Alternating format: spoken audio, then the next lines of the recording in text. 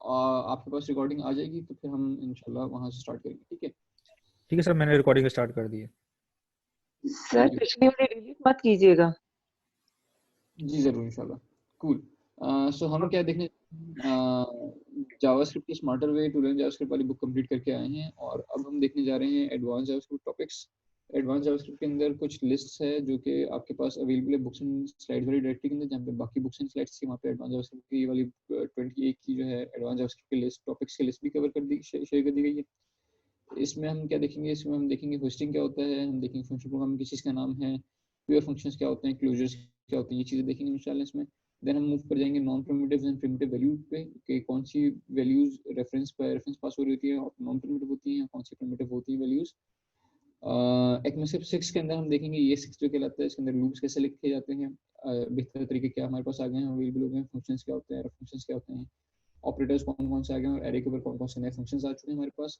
और फिर उसके बाद इंशाल्लाह प्रोमिसेस वाले सेट पे लेंगे कि एसिंक्रोनस जावास्क्रिप्ट को आपको लिखनी है तो आप किस तरह एसिंक्रोनस जावास्क्रिप्ट लिख रहे होते हैं। हमें स्टार्ट करते हैं सबसे पहले होस्टिंग के साथ। तो मुझे क्या करना पड़ेगा, मैं एक काम ही करता हूँ, for the sake of clarity मैं बाकी टैब्स को बंद कर देता हूँ और let's start from here. Hosting क्या होता है जनाब? होस्टिंग एक जावास्क्रिप्ट कॉन्सेप्ट का नाम है जिसके अंदर करा ये जाता है कि आप वेरिएबल को डिक्लेयर बाद में करते हैं और उससे पहले उसको यूज करने की कोशिश कर रहे होते हैं। असाइन करें या यूज करें, ये आप इसको यूज करने के in JavaScript available in JavaScript available. Sir आपकी स्क्रीन नहीं है। ओके सॉरी, मेरी स्क्रीन शेयर नहीं करी मैंने, sorry, let me reshare my screen.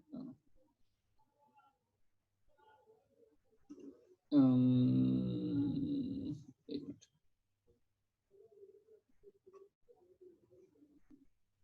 Apologies, मैं समझ रहा था मेरी स्क्रीन अवेलेबल है, अब आई गेस आपके पास अवेलेबल होगी।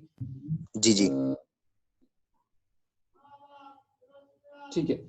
तो मैं एक दफ़ा दोबारा बता दूं कि ये लिस्ट हमारे पास जो टॉपिक्स की लिस्ट है ये हमारे पास कहाँ रखी हुई है। टॉपिक्स की लिस्ट आपके पास गूगल ड्राइव में या फिर बाकी फोल्डर्स और बाकी आपके पास बुक्स रखी हुई थी वहाँ पे ही ये वाली लिस्ट भी रखी हुई है। इस लिस्ट को आप वहाँ से देख सकते हैं इंशाल्लाह। ठीक है, तो हम सबसे पहले जो टॉपिक कवर करने जा रहे हैं जनाब वो होस्टिंग के नाम का टॉपिक है। होस्टिंग के नाम का टॉपिक क्या बताता है आपको बताता है hosting is a JavaScript default behavior for moving and declaring declarations to the top. In JavaScript, a variable can be declared after it has been used. In other words, a variable can be used before it has been declared.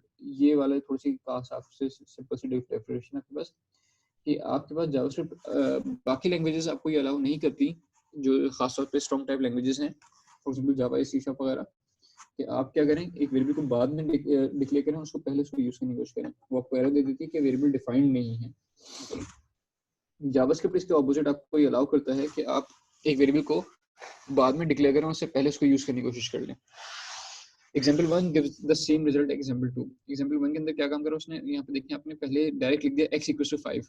ये variable यहाँ पे direct declare कर रहा है, यहाँ पे initialise हो रहा है, उसके अंदर 5 का वेरिएबल भी असाइन कर, 5 की वैल्यू भी असाइन कर दी और उसको डिक्लेयर कहाँ पे कर रहे हैं, वो लाइन नंबर ये 4th लाइन में जाके इसको डिफाइन कर रहे हैं कि x की var x = var x के नाम का एक x के नाम का वेरिएबल डिक्लेयर कर रहे हैं, जो कि अगर कहा जाए तो फॉर्मूले के लिहाज से या लॉजिक के लिहाज से थोड़ी सी गलत चीज़ है, गलत प्रैक्टिस है, ऐसा नहीं करना चाहिए आपको। लेकिन जावास्क्रिप्ट आपको ये अलाउ करती है कि आप पहले वेरिएबल को डिक्लेयर करें, सॉरी पहले बाद में वेरिएबल को डिक्लेयर करें और पहले उसको वेरिएबल को यूज कर लें, जैसे यहाँ पे भी यूज कर रहे हैं और यहाँ पे भी यूज कर रहे हैं। सर ये क्या पहले इसको वेरिएबल को EL क्या चीज, EL EM क्या चीज है? ये तो एक नॉर्मल वेरिएबल बना है ना, तो इसको अभी मैं document gate element by id demo के नाम का कोई एलिमेंट होगा, उसको गेट करके इन्होंने एलिमेंट के वेरिएबल के अंदर स्टोर करा लिया, उसकी इनर स्ट्रिंग को x के बराबर सेट करा दिया। हम x के वेरिएबल डिक्लेयर करते हैं, ये तो आपके लिए नई चीज नहीं होनी चाहिए, हम इसको डिस्कस कर चुके हैं एक्चुअली ऑलरेडी कि document gate element by id से किस तरह एलिमेंट्स को गेट करते हैं और फिर उसको उसकी प्रॉपर्टीज को मॉडिफाई कर सकते हैं या रीड कर सकते हैं। ठीक है, तो ये उसी एग्जांपल 1 की एग्जांपल 2 जो है उसी का बेहतर एक सॉल्यूशन है कि आप पहले वेरिएबल को डिक्लेयर करें और बाद में उसको जो है वो इनिशियलाइज करें, उसके नई वैल्यूज सेट करें और उसको यूज करें। ये आपको अलाउ क्या करता है, होस्टिंग आपको ये अलाउ करती है कि आपने वेरिएबल बाद में डिक्लेयर करा हुआ और उसको पहले यूज करो। सिर्फ और सिर्फ जावास्क्रिप्ट आपको ये अलाउ करती है, बाकी लैंग्वेजेस आपको ये अलाउ नहीं करती। लेट और कॉन्स्ट वाले पर आने से पहले मैं और देख लूंगी एग्जांपल्स और क्या दिए उन्होंने।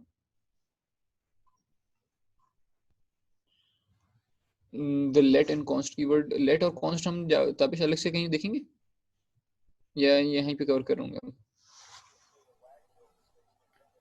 नहीं सर, इसी में देख रहे होंगे, होस्टिंग में ही। यहीं पे देख रहे होंगे। होस्टिंग के हाँ अंदर हमने पहले क्या देखा जनाब, हमने भी वेरिएबल की होस्टिंग देखी कि आपने एक वेरिएबल नॉर्मल बनाया हुआ था। अब अगर मेरे पास इस तरह का फंक्शन मैंने बनाया हुआ, for example if you are just starting to learn JavaScript, you may have come across the term hosting. You may have come across the term hosting before.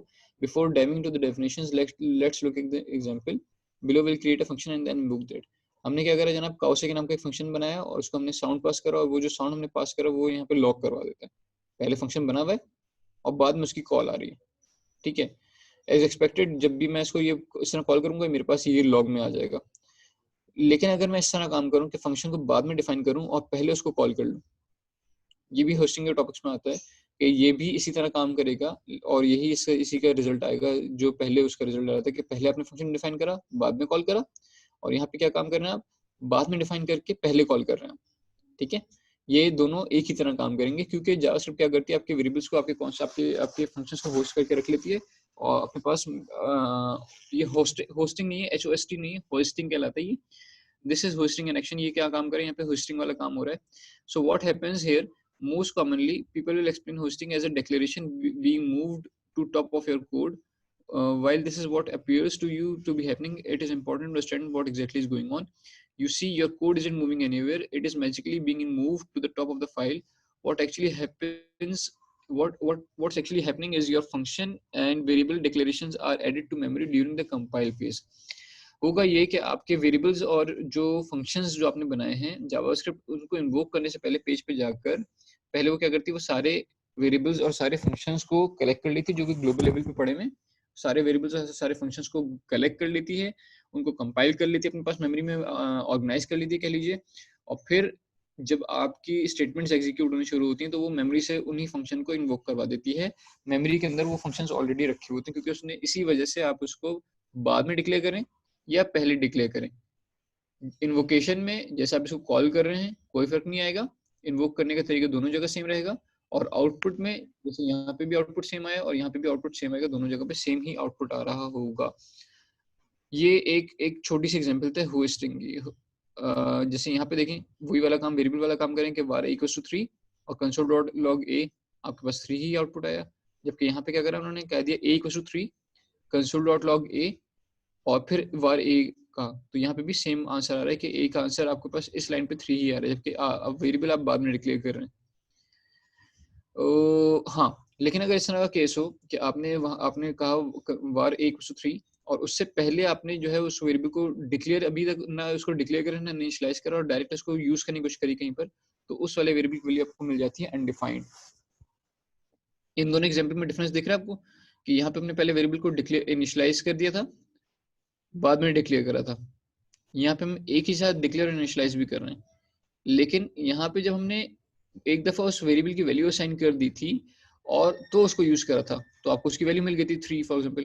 लेकिन यहाँ तक इस वाले एग्जांपल में हमने उस वेरिएबल को कोई वैल्यू ही असाइन नहीं करी और डायरेक्टली उसको यूज करने जा रहे हैं, तो आपको क्या मिलेगा, उसमें मिलेगा अनडिफाइंड। कि अभी एक वेरिएबल बन तो गया मेमोरी के अंदर a के नाम का, लेकिन इस लाइन के एग्जीक्यूशन पे जो ये लिखा है console.log a, इस लाइन के एग्जीक्यूशन तक a वाले वेरिएबल की कोई वैल्यू डिफाइंड नहीं हुई है। वैल्यू कब जाके डिफाइंड होगी, वैल्यू इस वाली लाइन पे जो उसके नेक्स्ट लिखी हुई है वहां पे जाके डिफाइन होगी।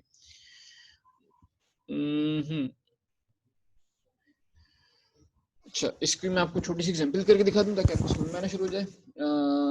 VS कोड के अंदर आते हैं जनाब और मैंने कहा एक नई डायरेक्टरी बना दी आज की क्लास के लिए। मैंने कहा एडवांस्ड जावास्क्रिप्ट। आज पहली क्लास है हमारी, आज है डेट 29 नवंबर 2020 और इसके अंदर मैंने कहा एक नई फाइल बनाओ hosting.html। ठीक है जी, ये हटा देता हूँ मैं, इधर मैं कह देता हूँ hosting examples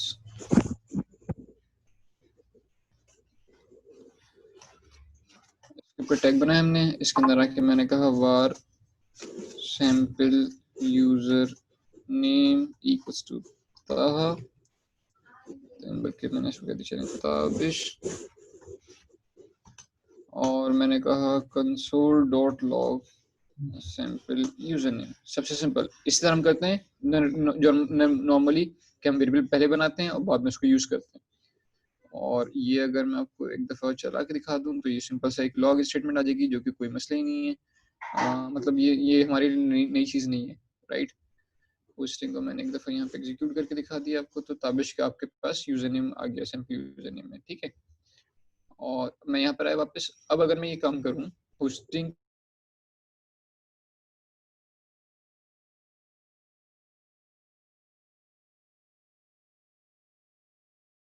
के बाद में, लेकिन उसको वैल्यू असाइन कर चुका हूँ, ठीक है। ताबिश के नाम की वैल्यू, सैम्पल यूजर नेम के वाले वेरिएबल में ताबिश की वैल्यू असाइन कर चुका हूँ मैं। तो अब अगर मैं इसको लॉक करूंगा तो यहाँ पे मेरे पास लाइन नंबर 9 का आउटपुट क्या आएगा मेरे पास?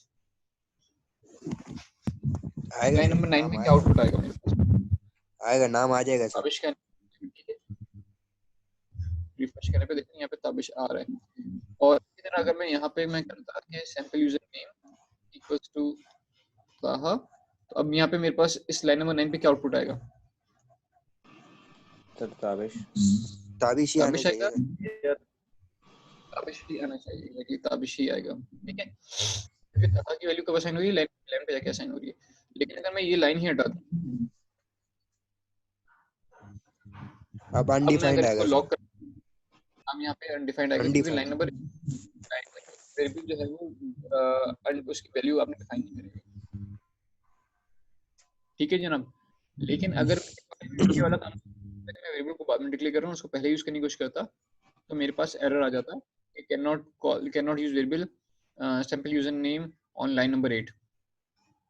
ये can not use variable my variable before it's declaration, के डिक्लेरेशन से पहले आप वेरिएबल को यूज नहीं कर सकते।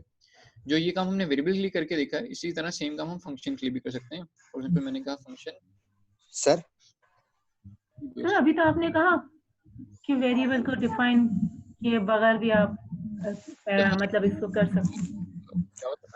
दूसरी लैंग्वेज सबको, ठीक है सर अगर ऊपर जैसे कंसोल लॉग से ऊपर जो है दो नाम अगर हम इसके अंदर असाइन कर दें, हाँ इसको खोलें जरा लो। मैंने कहा sample user name equals to Rahim, तो अब मेरे पास लॉग में क्या आएगा लाइन नंबर 10 पे? सर ये पहले इसको खाली तो कर दें। अच्छा ये सही, खाली कर, तो अब क्या आएगा सर? रहीम आना चाहिए सर, क्योंकि लाइन नंबर 9 के बाद चल रहा है ना, वो रहीम ही आना चाहिए। तो लाइन नंबर 8 पे उसने ताबिश असाइन कर दिया था, लेकिन लाइन नंबर 9 पे अपने उसी बॉक्स के अंदर ताबिश को लगा के रहीम रखवा दिया।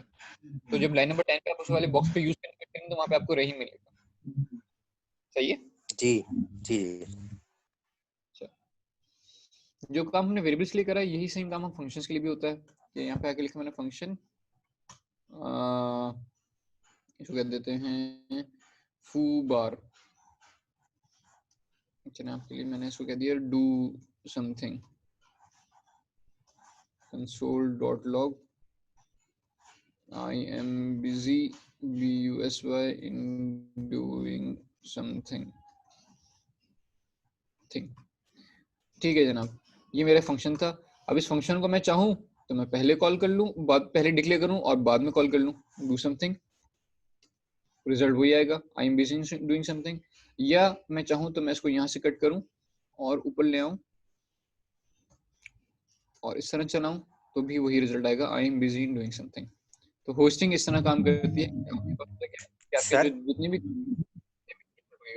जितने भी आपके पास ग्लोबल लेवल के वेरिएबल्स हैं और जितने भी आपके पास ग्लोबल लेवल के फंक्शंस हैं, आपकी जब जावास्क्रिप्ट एग्जीक्यूट होने जाती है तो पहले उन वेरिएबल्स और उन फंक्शंस को कलेक्ट करके रख लेती है, और आप उसको यूज करना चाहें तो आप उससे पहले यूज कर सकते हैं। जी तो सब बताइए सर। कोड तो लाइन बाय लाइन चल रहा है ना? लाइन बाय लाइन चल रहा है, एग्जीक्यूशन लाइन बाय लाइन, लेकिन वो जो रेफरेंसेस हैं वो उसने पहले पिक करके रख लेते हैं। ऐसा नहीं होगा कि मेरे पास मैंने अगर यहाँ पे लिखा हुआ है फॉर एग्जांपल और यहाँ पे मैंने कहा टास्क नेम और I am busy doing plus मैंने कॉन्केट कर दी इसके साथ टास्क नेम। यहाँ पे टास्क नेम मैंने कहा टास्क 01 और मैंने यहाँ पे कहा टास्क 02 और यहाँ पे आके मैंने कहा टास्क 03। तो कोड लाइन बाय लाइन चल रहा है, एग्जीक्यूशन लाइन बाय लाइन होगी। एग्जीक्यूशन में पहले क्या करेगा, वो पहले कहेगा I am busy doing task 3, फिर वो कहेगा I am busy doing task 1 और फिर आखिर में कहेगा I am busy doing task 2। पहले 3 आया, देन 1 आया, देन 2 आया। ये लाइन बाय लाइन चलने का ये मतलब नहीं होता कि वो क्या रेफरेंसेस को वो फिर भी पहले उठा के रख लेगा और फिर जब उनकी कॉल आएगी तो वो उस जो उसने पहले अपने पास उठा के रखी हुई वैल्यूज हैं उनको वहां से यूज कर लेगा। क्लियर है आई गेस? अच्छा सर एक कोड लिखेंगे थोड़ा सा? हाँ, एक वेरिएबल डिक्लेयर कर दें किसी भी नाम से, नंबर के var num1 is equal to num2 plus 2, ठीक है, और नीचे num2 की वैल्यू को असाइन कर दें, कुछ भी रख दें, नीचे कंसोल कर रहे हैं num1 01 को। सही, तो क्या आउटपुट आएगा एनी गेसेस? सर 2 आना चाहिए। 12 नहीं आना चाहिए। 12 नहीं आना चाहिए।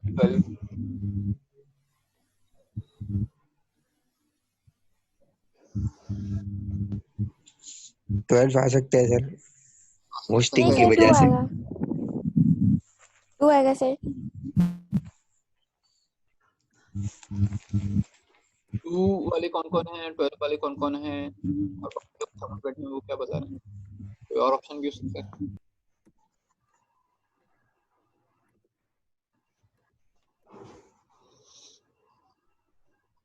थोड़ा सा पार्टिसिपेट करेंगे तो बेहतर रहेगा आई गेस।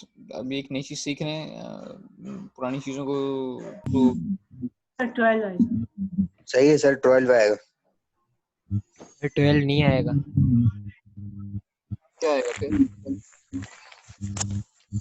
सर क्योंकि num2 हमने पहले अपना असाइन किया ना, कुछ किया उसके बाद असाइन भी किया और वैल्यू भी डाली। सही है, तो फिर क्या वैल्यू आनी चाहिए? सर आपने अभी बताया था कि जावास्क्रिप्ट में हम पहले यूज कर सकते हैं, तो फिर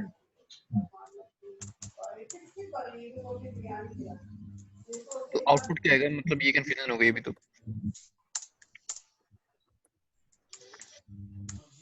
सर वो आ जाएगा ना not a number, because n2 हमें num02 अनडिफाइंड रिटर्न कर देगा, तो अनडिफाइंड में तो हम ऐड नहीं कर सकते। सर ये रन करके बता रहे हैं। रन करके बता रहे हैं ये। अब ये पता नहीं कहाँ से देख लिया इसने। कीबोर्ड की आवाज सुन ली होगी उन्होंने, जो कि मैं भी सुन सकता हूँ थोड़ी थोड़ी। चलिए खैर, ठीक है जनाब। मतलब ज्यादा गलती बताए वो तो, क्योंकि देखें 12 तो हो ही नहीं सकता ना कि नम 27 वाली लाइन पे जब आपने एक वेरिएबल डिक्लेयर करा है, इनिशियलाइज भी लाइन नंबर 27 पे कर रहे हैं, तो 26 लाइन नंबर पे उसकी वैल्यू आपको 10 नहीं मिलेगी।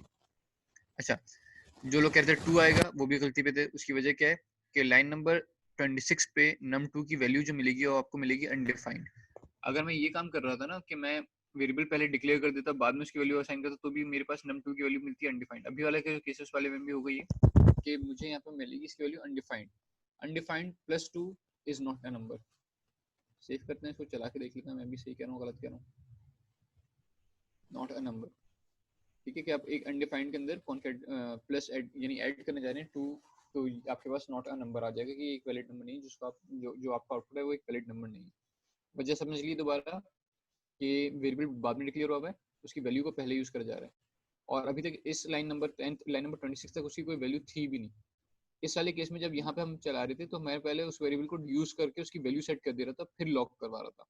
अगर मैं ये दोनों लाइन नहीं लिखता और सिर्फ ये दोनों लाइन लिखता, console.log सैंपल यूजर नेम और sample user name equal to Taha, तो अभी मेरे पास यहाँ पे सैंपल यूजर नेम अनडिफाइंड आता। एग्जैक्टली ये वाला काम यहाँ पे हो रहा है कि num2 को मैंने बाद में डिक्लेयर करा हुआ है, उसको पहले यूज करने की कोशिश कर रहा हूँ।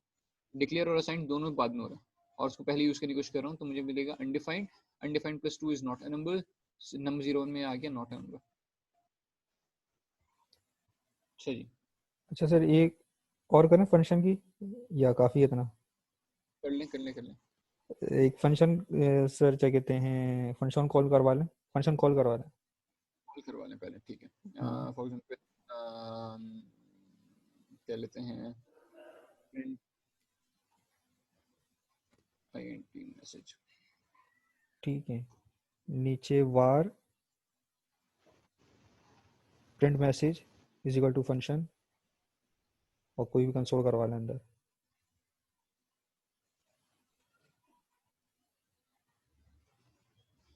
सही।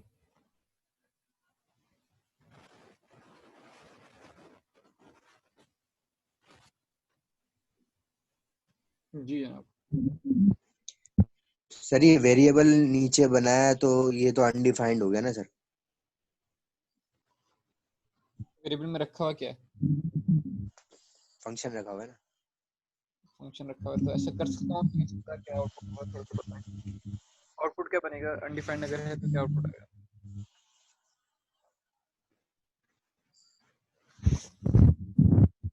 सर इसमें आउटपुट आएगा जो आपने लॉग करवाया ना सर, लॉग आएगा। I am message from print message sir. जी सर। और कोई कंफ्यूजन या क्या एरर आ सकता है? अगर एरर आएगा तो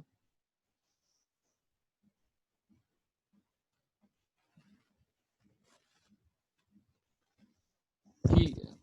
खामोशी, अभी हम सीख रहे हैं, मतलब जो आपको समझ आ रहा है वो बता दीजिए।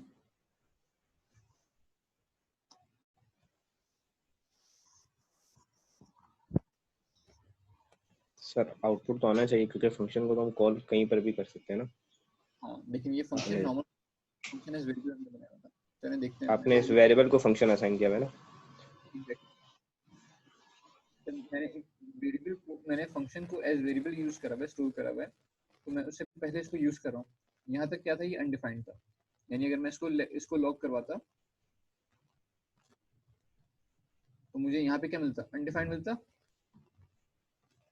है ना, कि मैंने वेरिएबल बाद में डिक्लेयर करा है और पहले मैं उसको यूज करने की कोशिश कर रहा हूँ, मुझे मिला अनडिफाइंड। अच्छा, क्योंकि ये फंक्शन था तो हम इसको यूज कर नहीं थे, बल्कि इसको कॉल करवा रहे थे इस तरह। अनडिफाइंड को जब आप कॉल करवा रहे हैं तो मेरे पास एरर आ गया कि undefined is not a function, print message is not a function, कि प्रिंट मैसेज को आप कॉल करवाने की कोशिश करें, ये अभी तक एक फंक्शन डिक्लेयर नहीं होगा। लेकिन अगर मैं ये इस तरह रख पाता, फंक्शन प्रिंट, अगर नॉर्मल बनाते तो फिर हो जाता।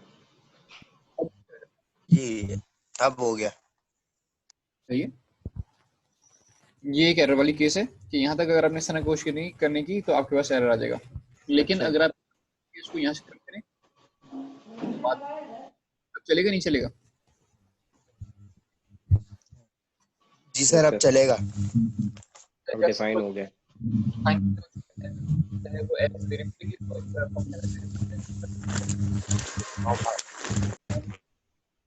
यूज कर सकते हैं, मैसेज फ्रॉम प्रिंट मैसेज। ठीक है, ये वाली टॉपिक समझ में आ रही है। ये बातें छोटी छोटी बातें, लेकिन जब इससे तो फिर आपको समझ में आता है कि एरर क्यों आ रहा है। तो ये चीजें दिमाग में रख के आपने काम करना होता है कि मैंने वेरिएबल सही जगह डिक्लेयर करा है, फंक्शन सही जगह डिक्लेयर करा है, वेरिएबल को सही अच्छा तरीके से सर, इसमें जैसे आपने वेरिएबल डिक्लेयर करके फंक्शन असाइन किया तो वेरिएबल ही फंक्शन का नाम बन जाता है। ये वेरिएबल ही फंक्शन का नाम बन जाता है। एग्जैक्टली, आप इस वेरिएबल को कॉल करवाते हैं एस, तो ये इसके इस वेरिएबल में क्या रखा है? फंक्शन रखा हुआ है, तो फंक्शन को इन्वोक करवाने का तरीका क्या होता है? फंक्शन को कॉल करवाते हैं। तो अगर सर मैं ऐसा करूं फंक्शन के बाद दोबारा फंक्शन का नाम लिखूं तो फिर क्या होगा? हाँ, फॉर एग्जांपल मैं यहाँ पे फंक्शन ABCD रख सकता हूँ, तो मैं आप इसको प्रिंट मैसेज के थ्रू भी कॉल करवा सकते हैं और आप इसको ABCD के थ्रू भी कॉल करवा सकते हैं। मैं गलत कह रहा था कि आप इसको, मतलब इसका नाम एरर नहीं है, लेकिन ये इसको कहीं स्टोर नहीं करेगा, इस नाम इसको एज रेफरेंस यूज नहीं कर सकते। ओके सर, सही है। एरर नहीं है, आप यहाँ सिंटैक्स एरर नहीं कहेगा ये कि आप यहाँ पे डिफाइन कर दें नाम, बट इस फंक्शन को यहाँ पे नाम देने का फायदा नहीं कोई।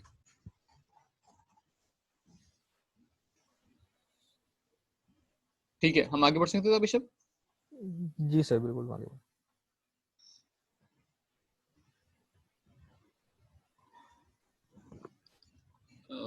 लेट और कॉन्स्ट इनको बढ़ा बता दूं मैं भी, ये नहीं बता, मैं सोच रहा हूँ लेट और नहीं कॉन्स्ट बताएं बताने से सर। पहले सर लेट के बारे में मैं बताऊं?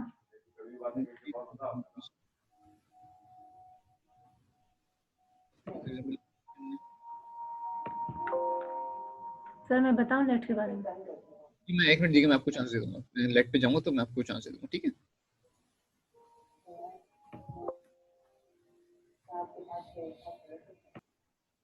चलिए ये आर्टिकल्स गो थ्रू कर लीजिएगा।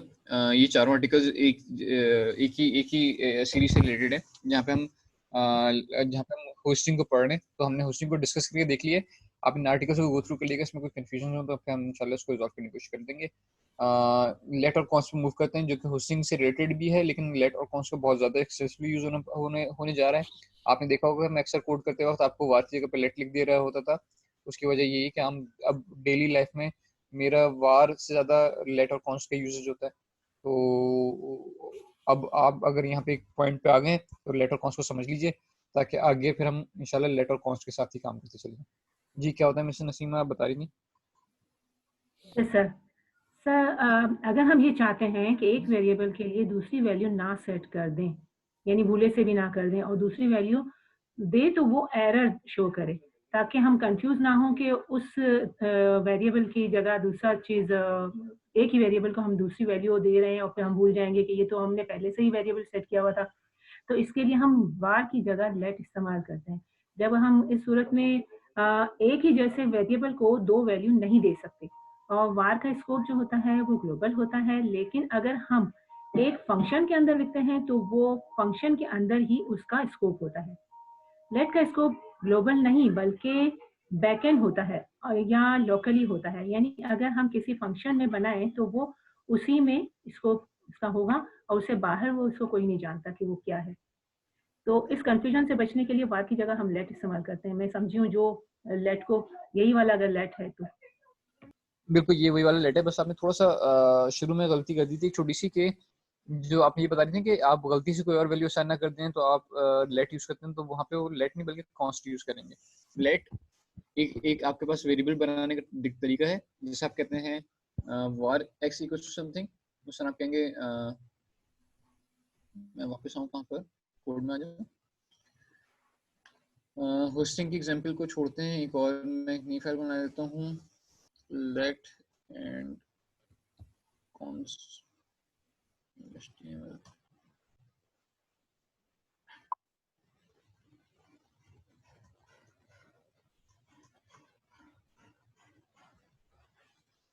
ठीक है जनाब, इसके अंदर हम क्या करने जा रहे हैं, हम इसके अंदर लेट और कॉन्स्ट पढ़ने जा रहे हैं कि लेट क्या होता है, कॉस्ट क्या होता है। तो मैंने आके सबसे पहले इसको टैग बनाया। अभी तक हम ये करते थे, हम कहते थे कि var x equals to some, क्या हो गया, समथिंग। ठीक है, आपने इस तरह एक वेरिएबल बनाया, उसकी एक वैल्यू सेंड कर दी। अब आपके पास दूसरा तरीका क्या है, आप बजाय इसके var x equals to something बनाया, आप बता दें let x equals to something. अब लेट का क्या फायदा होता है ये मैं अभी थोड़ी देर में डिस्कस करता हूँ। एक तरीका तो ये होता है वेरिएबल डिक्लेयर करने का कि बजाय आप वार लिखें आप लेट लिख दीजिए, और दूसरा तरीका क्या होता है आप लेट लिखें उसकी जगह आप कॉन्स्ट लिख दें, CONST const, const y equals to 1। अच्छा, जैसे कि आप इनके नाम से पता चल रहा है कि कॉन्स्ट जो है वो कांस्टेंट का शॉर्ट है, तो आपने अगर कांस्टेंट बना दिया तो आपकी ये वैल्यू फिक्स हो गई y की। y को कोई भी रीड कर सकता है, console.log y करा दो, अलर्ट y करवा दो, या किसी भी तरह यूज कर लो।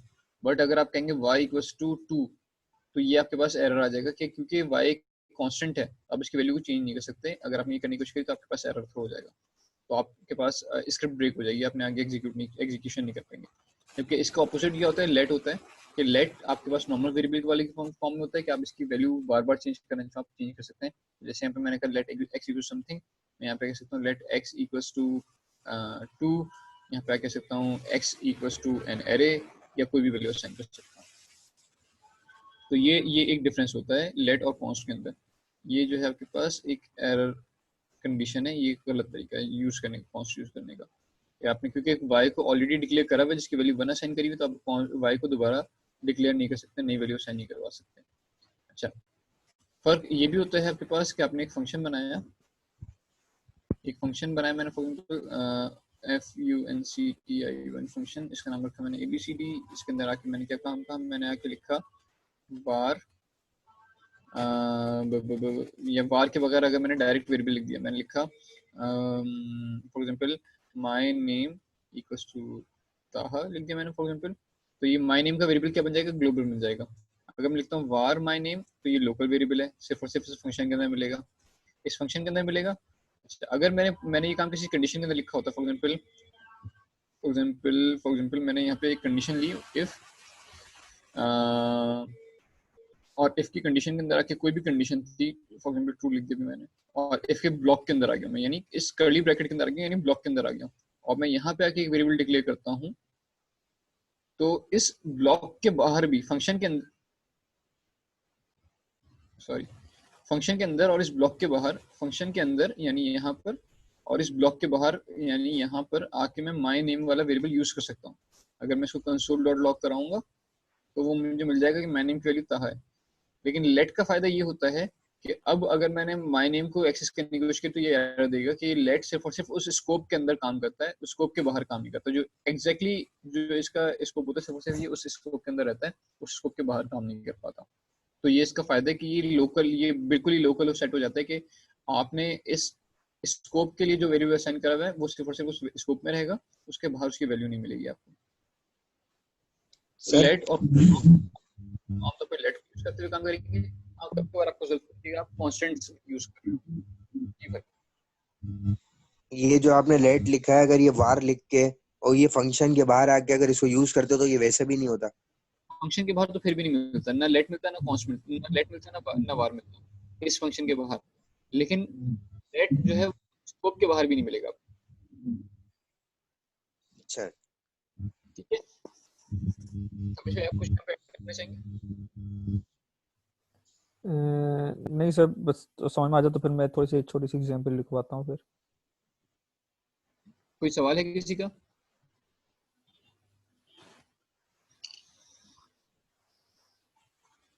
जी, तब हम कंटिन्यू करते हैं, आगे सवाल नहीं किसी को कोई।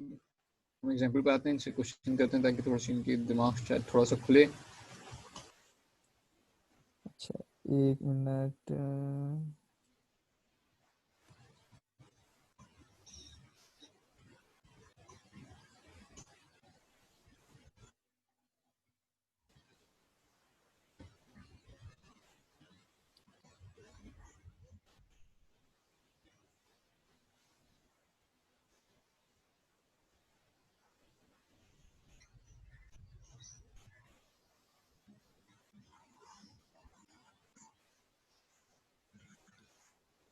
सर बेटा हमने जैसे इफ में लेट यूज किया, अगर हम लोग वहाँ पे कॉन्स्ट यूज करें तो भी आपके पास इसी तरह होगा कि वो उसका सिर्फ और सिर्फ उस स्कोप के अंदर का आपके पास एक्सेस होगा। लेट हो या कॉन्स्ट हो, वो स्कोप के बाहर आपको नहीं मिलता। जो एग्जैक्ट स्कोप है उसका, जो बिल्कुल क्लोजेस्ट पेरेंट है उसके बाहर नहीं मिलता आपको। ठीक है, ठीक है।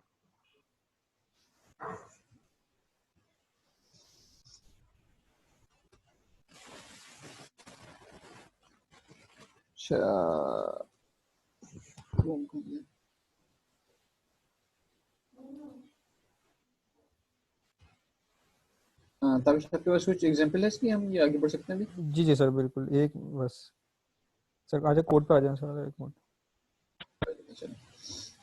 ठीक है, यहाँ हम एक लेट लिख लेते हैं,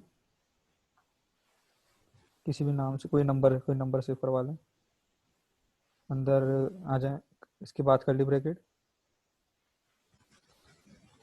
के अंदर मैंने लेट दोबारा a इज इक्वल टू 12 कर दिया, और अंदर कंसोल करवा लिया लेट को, a को, और कर्ली ब्रैकेट के बाहर भी मैंने a को कंसोल करवा लिया।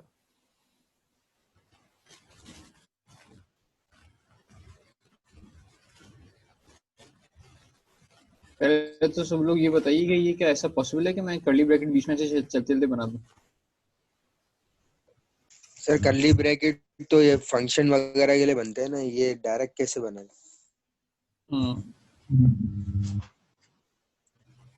तो क्या होगा यहाँ पे? सिंटेक्स एरर आना चाहिए सर, एरर है तो नहीं, लग तो नहीं रहा है। नहीं सर, नहीं है, लेकिन एरर नहीं है। लेकिन सर ऐसे कैसे यूज करना है मतलब? होगा ये कि ये छोटा सा स्कोप बन जाएगा, एक छोटी सी बाउंड्री बन जाएगी। तो आपके पास अच्छा बड़ा ग्लोबल स्कोप तो पूरा स्क्रिप्ट के अंदर लिखा हुआ है, ये पूरा एक ग्लोबल स्कोप है। ठीक है, तो उसके अंदर एक आपने छोटा सा एक अलग स्कोप बना लिया, देखो सिर्फ यहाँ तक की बाउंड्री के अंदर है। ठीक है, जैसे फॉर लिखता हूँ या इफ लिखता हूँ, कर्ली ब्रैकेट्स होते हैं, उसका स्कोप कहलाता है ना, ये फंक्शन में लिखता हूँ, ये कर्ली ब्रैकेट्स क्या कहलाता है, उसका स्कोप डिफाइन करता है। ये स्कोप है, अनकंडीशनली चलेगा क्योंकि कोई कंडीशन नहीं लगी हुई, जो एक दफा चलेगा क्योंकि कोई लूप नहीं लगा हुआ, और जिसका कोई नाम नहीं है, जिसका कोई रेफरेंस नहीं है, तो आप इसको कॉल नहीं कर सकते क्योंकि ये फंक्शन नहीं है। तो स्कोप है बट ना तो ये लूप है, ना कंडीशन है, और ना ये फंक्शन। सही है, तो एरर तो नहीं है। तो अब ये बताइए कि यहाँ पे क्या आएगा और यहाँ पे क्या आएगा। सर स्कोप वाले के अंदर 20 आएगा और बाहर वाले में 10 आएगा। अंदर 20 आना चाहिए, बाहर 10 आना चाहिए। जी क्या कह रहे हैं? अबे सर रहीम यही सर, आएगा, माइक तो स्कोप बंद वाले करवा में दे। 20 आएगा और दूसरे वाले में सर 10 आएगा। ठीक है जी, यहाँ पर आज मैंने रिफ्रेश कराया, सॉरी मैंने सेव नहीं करा, ये दूसरी फाइल बनाई थी, तो इसके लिए मैंने दूसरी फाइल बनाई है।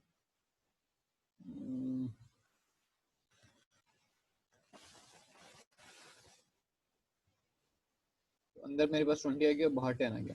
अब अगर मैं यहाँ पर आऊँ और आकर मैं यहाँ से ये हटा दूँ, अब क्या आएगा? दोनों जगह पे बताइए क्या आएगा, पहली जगह पे क्या आएगा, दूसरी जगह पे क्या आएगा? सर 10 आएगा। दोनों जगह 10 आना चाहिए। क्या अंदर वाला इसको बाहर वाली वैल्यू को एक्सेस कर सकता है? जी सर, दोनों जगह 10 आएगा। क्या अंदर वाला वेरिएबल बाहर वाली, अंदर वाला स्कोप बाहर वाली वैल्यू को एक्सेस कर सकता है? जी सर, कर सकते हैं। कर सकता है। जैसे नॉर्मल फंक्शन के अंदर होता है कि आपने फंक्शन के अंदर बाहर का एक ग्लोबल स्कोप के अंदर का वेरिएबल यूज करने की कोशिश करें तो आपको वैल्यू असाइन मिल जाती है। तो इस तरह यहाँ पे भी होगा कि दोनों जगह पर 10 और 10 आ जाएगा। इसका अपोजिट ये करके मैंने यहाँ पे छोड़ दिया और यहाँ से हटा दिया, अब क्या आएगा दोनों जगह पर? सर बाहर वाला फेल हो जाएगा, काम नहीं करेगा। काम नहीं करेगा, हमारी जैसा हो जाएगा बिल्कुल है। अनडिफाइंड आएगा सर। अंदर क्या है? पहले 1 में क्या आएगा ये बताइए। 1 में तो सर 20 आएगा, बाकी वैल्यू 2 में अनडिफाइंड आएगा। ये डिफाइन आ जाएगा क्योंकि ये जो ए डिफाइन हुआ है सिर्फ और सिर्फ स्कोप के अंदर डिफाइन हुआ है। सही है, reference error A is not defined, कि आपने ए को यूज करने जा रहे हैं और ए डिफाइन ही नहीं करा आपने अभी तक। इस एरर से बचने के लिए अगर मैं यहाँ पे आके लिख दूं लेट ए, तो क्या अब एरर आएगा या एरर नहीं आएगा?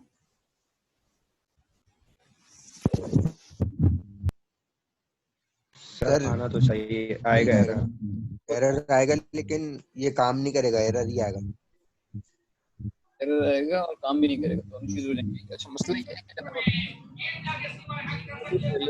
नहीं मतलब ये वेरिएबल जो ए का है ना, ए का वेरिएबल है ना, कहाँ चले गए आगे, ये नॉट डिफाइंड ही देगा सर। तो एरर आएगा ये वाला या नहीं आएगा? ये जो एरर तो आएगा ना सर, एरर आएगा, एरर अपनी जगह नहीं रहेगा। सर, ये एरर नहीं आएगा, दूसरा एरर आएगा।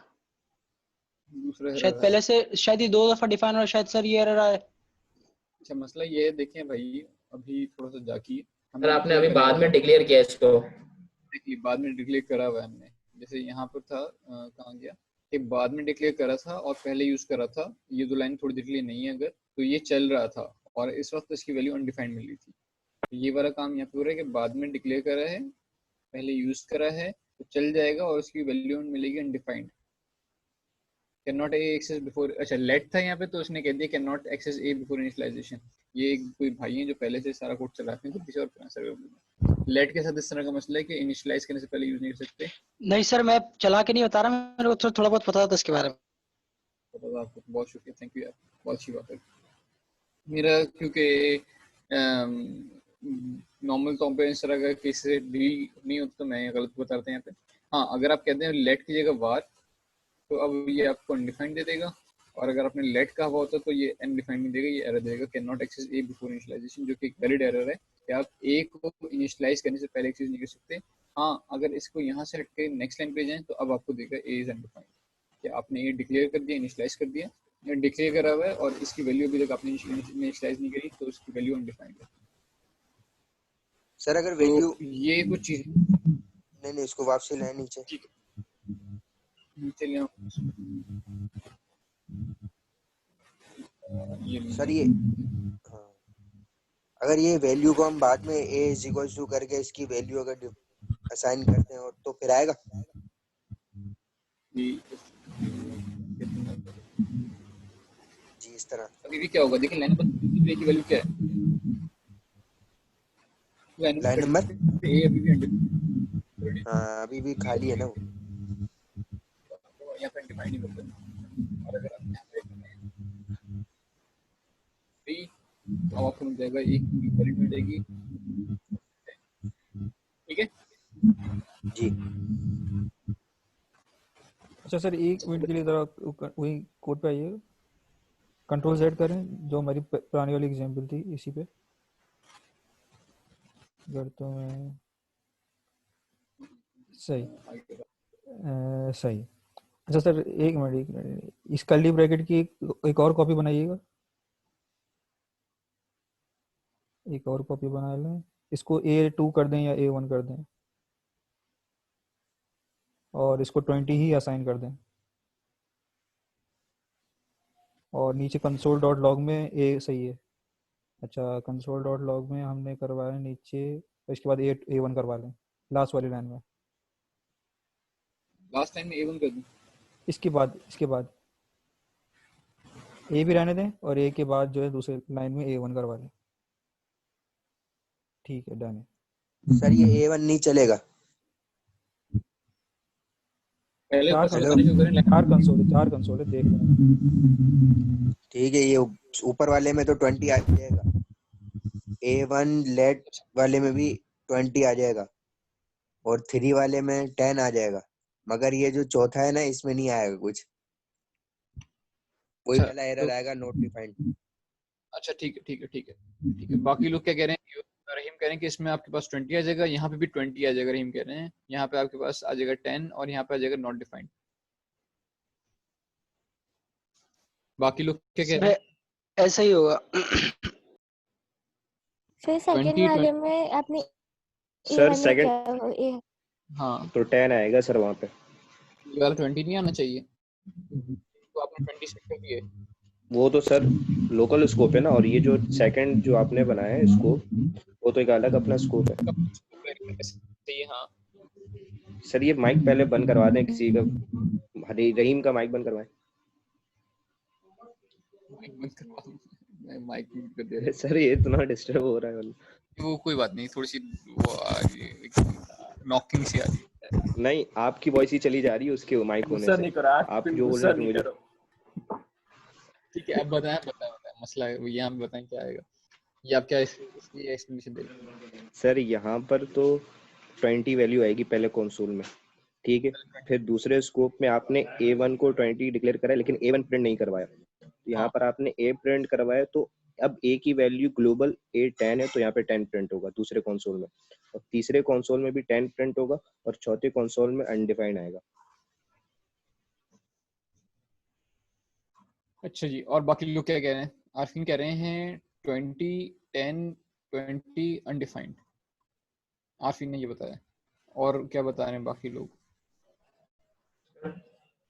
20 10 10 अनडिफाइंड, 20 10 10 अनडिफाइंड, यही आरफिन वाली जॉब डिसीजन है ना जी। और क्या लोग कह रहे हैं बाकी लोग?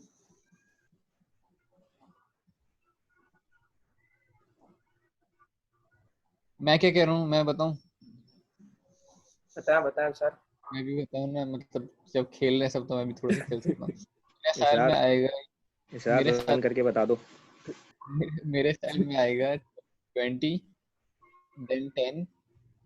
then 10 और फिर एरर आएगा, क्योंकि A1 जो है वो एक लोकल स्कोप के अंदर डिफाइन हुआ है, और आप उसको बाहर एक्सेस करने की कोशिश करें तो अनडिफाइंड नहीं आएगा बल्कि एरर आएगा।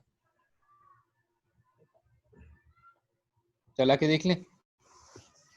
सर आप सही कह रहे हैं। चला के देख लेते हैं। मैं तो कल लगा रहा हूँ 20 10 10 और अनडिफाइंड आ गया। अनडिफाइंड की जगह मेरे पास एरर आ गया कि A1 is not defined. A1 वाला वेरिएबल आप यूज करने की कोशिश करें जो कि डिफाइंड नहीं है।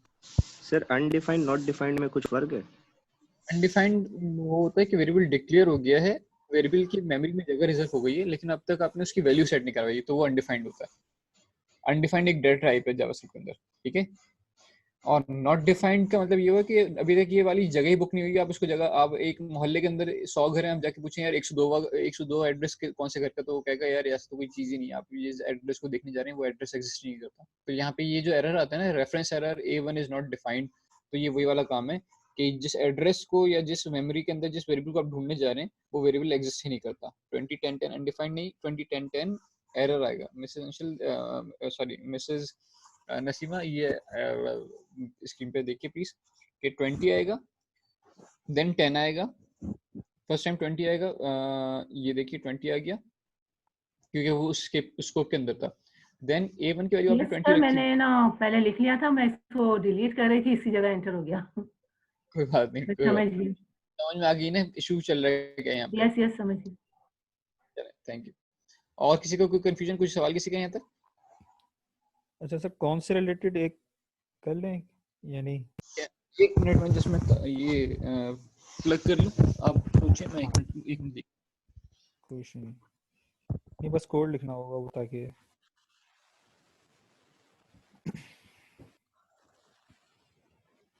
जी जनाब बताएं।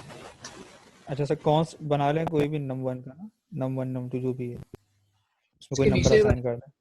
जी जी, इसके नीचे इसको रहने दें ताकि समझ लें बाद में इसको देख के। कमेंट कर देता हूं ताकि, क्योंकि कोड ब्रेक हो जाएगा इस एरर की वजह से। हाँ सही, कोई इशू नहीं। कॉन्स्ट बना लेते हैं हम एक, उसमें कोई भी नंबर सेव करवा दें।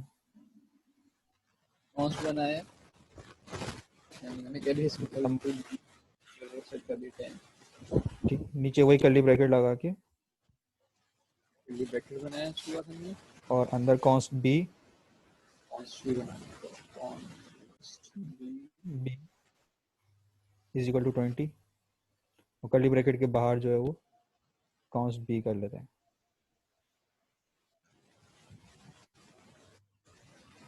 सही।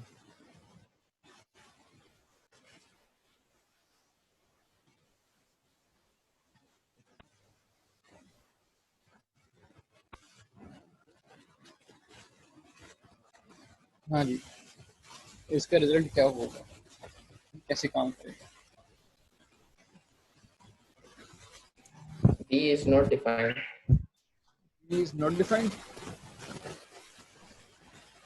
उसके अंदर है ना, ओ सॉरी अच्छा ऊपर ही B है। 10 सर 10 मैं वही समझ रहा था 10 है। एरर नहीं आ जाएगा सर कॉन्स्ट आपने 2 दफा। हाँ, कॉन्स्ट का मतलब तो कांस्टेंट है ना, हम तो उस वैल्यू को कांस्ट असाइन करते हैं जिसको हम मतलब दोबारा चेंज ना करें, जैसे पाई वगैरह रेट ये सब की वैल्यू। ऐसा ही है।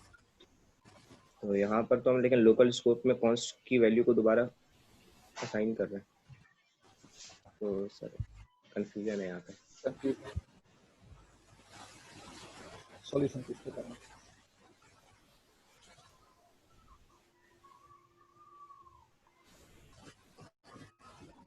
कुछ जल्दी से एग्जीक्यूट करके बता दो मुझे। तो आप जो है ना उस कांस्टेंट को जो स्कोप बनाए ना, इसके अंदर तो आप इसको ले सकते हो, लेकिन ये बाहर इसको कोई नहीं पहचानेगा।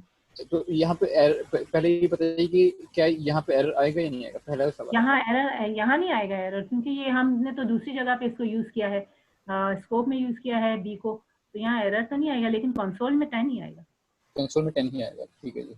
सर एरर आना चाहिए। आई थिंक एक्सेप्शन आएगी, एक्सेप्शन आनी चाहिए, मतलब कोई अलर्ट या दूसरा कुछ आएगा। एरर आएगा, मैंने कह दिया नहीं है। यहाँ देखें मसला क्या है, ये जो बिल्कुल मैंने सॉल्यूशन दे रहा है वो बताया, एक कांस्टेंट बनाया मैं अपने बी और वो ग्लोबल है, ठीक है, लेकिन ये जो आपने दोबारा बनाया है ना, ये आप लोकल स्कोप के अंदर चेंज करें। हाँ, अगर मैं यहाँ से आके कॉन्स्ट हटा देता तो क्या कह रहा हूँ मैं कह रहा हूँ यार ग्लोबल स्कोप में बी पड़ा होगा, उसकी वैल्यू चेंज करो। अब असाइनमेंट टू कांस्टेंट वेरिएबल। अब आप उसी वेरिएबल को दोबारा एक नई वैल्यू असाइन करने जा रहे हैं। जबकि अगर मैं यहाँ पे कॉन्स्ट करता हूँ तो मैं क्या कह रहा हूँ, मैं कह रहा हूँ इस स्कोप के लिए एक नया ब्लॉक बना लो जिसका नाम बी रखना। तो बाहर वाले स्कोप का बी अपनी जगह रहेगा और उसके अंदर इस वाले स्कोप का बी एक अलग बन जाएगा। ठीक है दोस्त, समझ में आ गई बात? स्कोप में भी कंसोल करके देखो। स्कोप में तो कंसोल की वैल्यू आपको 20 मिली जाएगी डायरेक्ट में। हाँ, वो 20 मिलेगी।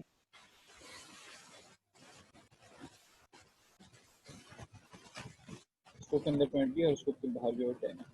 लेकिन अगर मैं यहाँ से ये हटा दूँ, अब मेरे पास एक एरर है कि आप बाहर वाले वेरिएबल को नई वैल्यू असाइन करने की कोशिश करें, जो कि कांस्टेंट था, तो इसलिए एरर है असाइनमेंट टू कांस्टेंट वेरिएबल। तो जब यहाँ पे आपके पास एरर आ गया, यहाँ पे आपकी स्क्रिप्ट ब्रेक होगी, तो ना ये वाला मैसेज चल पाया और ना ये वाला मैसेज चल पाया। ठीक है, यहाँ तक सब क्लियर हो गया?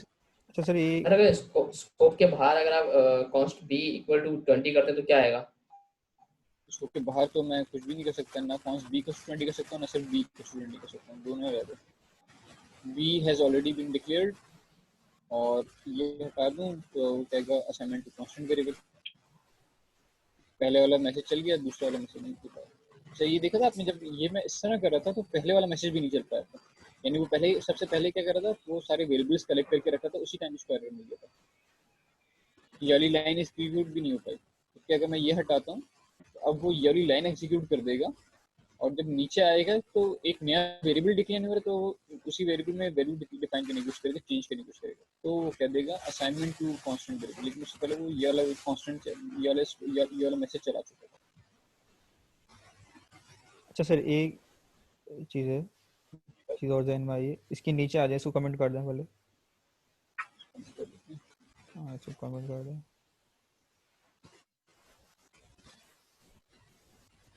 एक कॉन्स्ट बना लें, एक और नंबर्स के नाम से।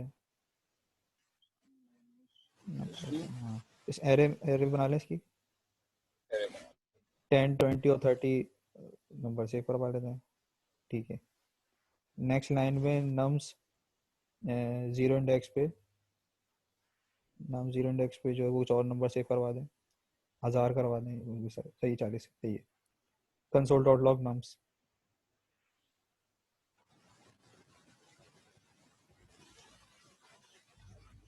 हाँ जी, क्या आउटपुट आएगा आपके पास नम्स का? सर एरर आ जाएगा। एरर तो आएगा।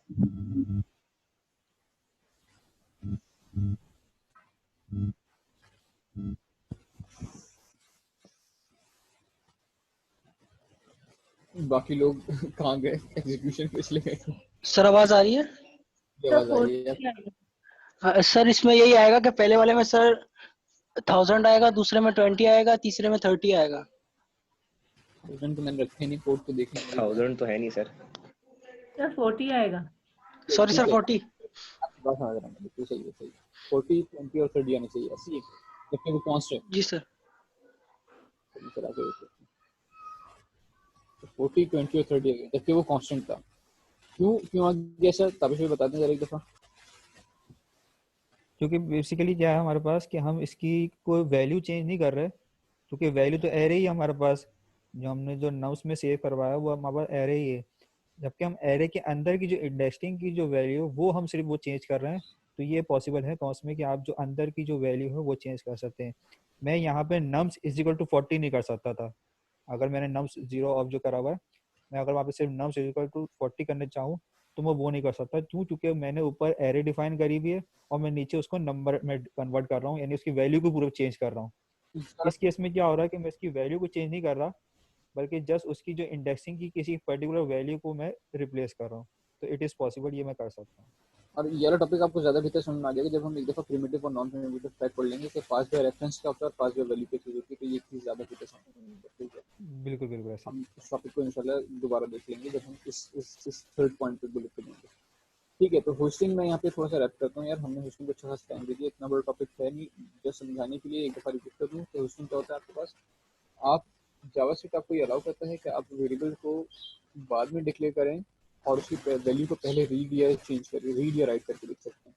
अगर आप रीड कर रहे हैं और आपने अभी तक राइट नहीं करा है और आपने वेरिएबल को बाद में डिक्लेयर करा हुआ है तो आपको मिलेगा अनडिफाइंड। अब तक उसकी वेरिएबल की वैल्यू कुछ भी नहीं है और आप उसको रीड करना है जबकि बाद में उसको डिक्लेयर करा हुआ था। और अगर आपने डिक्लेयर भी नहीं करा, डायरेक्टली रीड कर लिया सिर्फ और सिर्फ, तो आपको एरर आ जाएगा कि ऐसा कोई वेरिएबल एग्जिस्ट नहीं करता। तो आपके लिए वेरिएबल डिक्लेयर करना जरूरी है और फिर उसको रीड या राइट करना जरूरी है। तो उसका सॉल्यूशन आपको ये बताते हैं, जैसे आपको ये W3 वाली एग्जांपल में लास्ट में लिखा हुआ भी था, इसमें लास्ट में लिखा हुआ भी था कि इसका सॉल्यूशन क्या है, declare your variables at the top. जो भी स्कोप बनाए उसके वेरिएबल्स को उसके शुरू में लिखते हैं, टॉप में डिक्लेयर करें। ये एक अच्छी प्रैक्टिस कंसिडर की जाती है। बाय डेफिनेशन भी अच्छा समझाते हैं कि इसको, कि जो आपको कोड स्टडी कर रहा होगा उसको पता होगा कि इस वाले वेरिएबल में, इस वाले स्कोप में इन वेरिएबल्स पर काम हो रहा है। तो हमेशा ये कोशिश करें कि जब भी कोई भी स्कोप बनाए तो उस स्कोप के वेरिएबल्स टॉप पे डिक्लेयर कर दें और उसके बाद उसको यूज करना शुरू करें। ठीक है जनाब। तो सॉरी, क्वेश्चन को मैं यहाँ पे स्टॉप करूंगा। उसके बाद हम मूव करने जा रहे हैं जनाब अगले टॉपिक्स के ऊपर, जिनमें से एक बहुत इंपॉर्टेंट टॉपिक फंक्शनल प्रोग्रामिंग का है। ये इतना इंपॉर्टेंट टॉपिक है कि यहाँ पे लिखा हुआ सिर्फ master the JavaScript interview series, क्योंकि ये तीनों एक ही सीरीज से मास्टर द जावास्क्रिप्ट इंटरव्यू, ये देखेंगे आप, ये तीनों एक ही सीरीज से टॉपिक्स हैं। बट ये लिटरली इतना इंपॉर्टेंट टॉपिक है। फंक्शनल प्रोग्रामिंग क्या होती है ये इंटरव्यू में पूछा जाता है, मैं इंटरव्यू लेकर रहता हूँ। और लिटरली बहुत से ऐसे लोग जो जिनका 2-2, 3-3, 4-4 साल का एक्सपीरियंस होता है, वो फंक्शनल प्रोग्रामिंग की डेफिनेशन तो बता देते हैं क्योंकि उन्होंने पढ़ी होती है, उसके अंदर डेफिनेशन क्या होती है, लेकिन उसको एक्सप्लेन नहीं कर पाते कि फंक्शनल प्रोग्रामिंग कैसे आपको हेल्प करती है, या फंक्शनल प्रोग्रामिंग कहाँ इस्तेमाल करनी चाहिए, या फंक्शनल प्रोग्रामिंग के क्या रूल्स हैं। या अगर मैं इनको कुछ कोड लिख के देता हूँ और उनसे पूछूँ कि क्या ये फंक्शन लिखता फंक्शनल प्रोग्रामिंग के पैराडाइम को मतलब फंक्शनल प्रोग्रामिंग के जो लॉज हैं और रूल्स हैं उनको अवॉइड करता है या नहीं करता, तो वो नहीं समझा पाएंगे, नहीं बता पाएंगे कि इसमें कहाँ पे क्या मसला आ रहा है। तो फंक्शनल प्रोग्रामिंग को डिस्कस करते हैं, डिटेल में जाएंगे, अच्छा खासा डिस्कस करेंगे। थोड़ा सा अगर आप चाहें तो चाय लेके साथ बैठ जाइए कि जागते रहिएगा।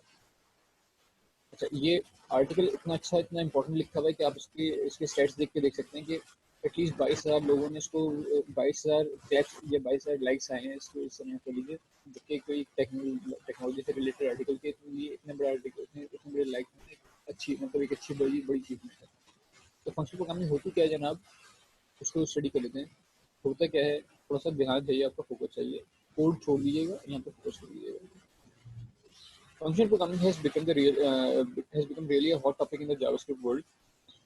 Just a few years ago, a JavaScript programmer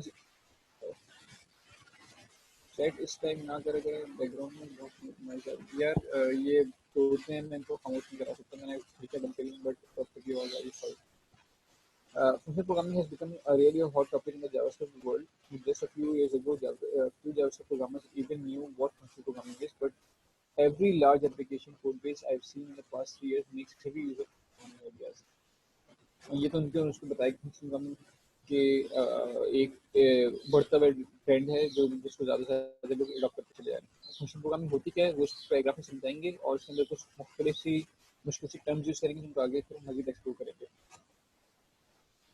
functional programming often abbreviated as FP, जिसको आमतौर पर एफपी भी कहा जाता है या इसको शॉर्ट फॉर्म में एफपी कहा जाता है, is the process of building software by composing pure functions. क्या करते हैं आप, प्योर फंक्शंस को यूज करके एक सॉफ्टवेयर का पीस बनाए, एक छोटा सा फंक्शनलिटी बनाए, वो चीज़ कहलाती है फंक्शनल प्रोग्रामिंग के रूल को फॉलो करिए। ये क्या काम करती है, अवॉइडिंग शेयर्ड स्टेट। ये शेयर्ड स्टेट को अवॉइड करना होता है इसमें। म्यूटेबल डाटा, आप म्यूटेबल डाटा को अवॉइड करते हैं, एंड साइड इफेक्ट और साइड इफेक्ट से अवॉइड करते हैं। ये मुश्किल वर्ड्स हैं, इनको इन्होंने जानबूझ के बोल्ड करा हुआ है और जानबूझ के यूज करा हुआ है, और आगे इसको समझाएंगे फिर कि ये क्या चीज़ होती है, शेयर्ड स्टेट क्या होती है, म्यूटेटिंग स्टेट क्या होती है, साइड इफेक्ट्स क्या होते हैं, और प्योर फंक्शंस क्या होती है, सारी चीज़ें हम देखेंगे आगे। क्या क्या चीज़ें हैं, जब हम प्योर फंक्शंस को यूज करते हैं, शेयर्ड स्टेट, म्यूटेबल डाटा और साइड इफेक्ट से बचते हैं। Functional programming is declarative rather than just imperative. अब डिक्लेरेटिव या इम्पेरेटिव क्या होती है ये भी अब हम देखेंगे। And application state flows through pure function.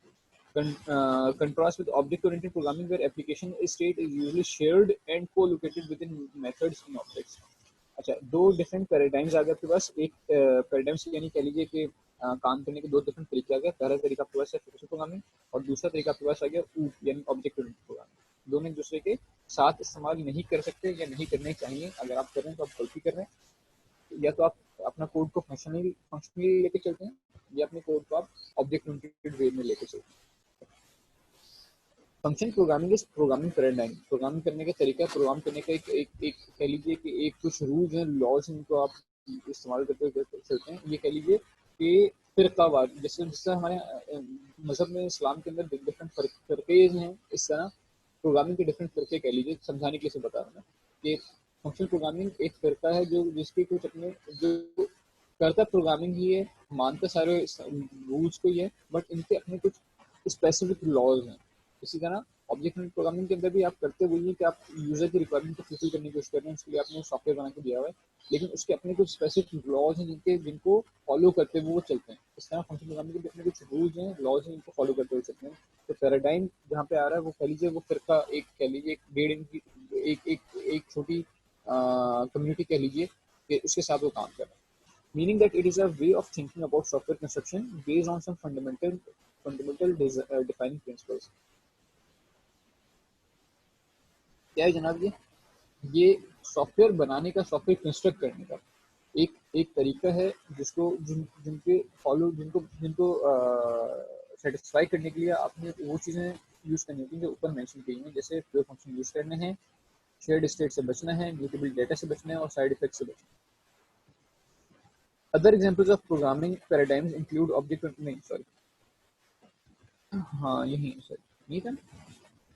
Other examples of programming paradigm include object-oriented programming and procedural programming. ये दो और इसके कॉन्ट्रास्ट में, इसके बराबर में पैरेलल में चलते हुए दो और तरीके से प्रोग्राम करने के, कोड करने के, जो कि कहलाता है ऑब्जेक्ट-ओरिएंटेड प्रोग्रामिंग कहलाती है या प्रोसीजरल प्रोग्रामिंग कहलाती है।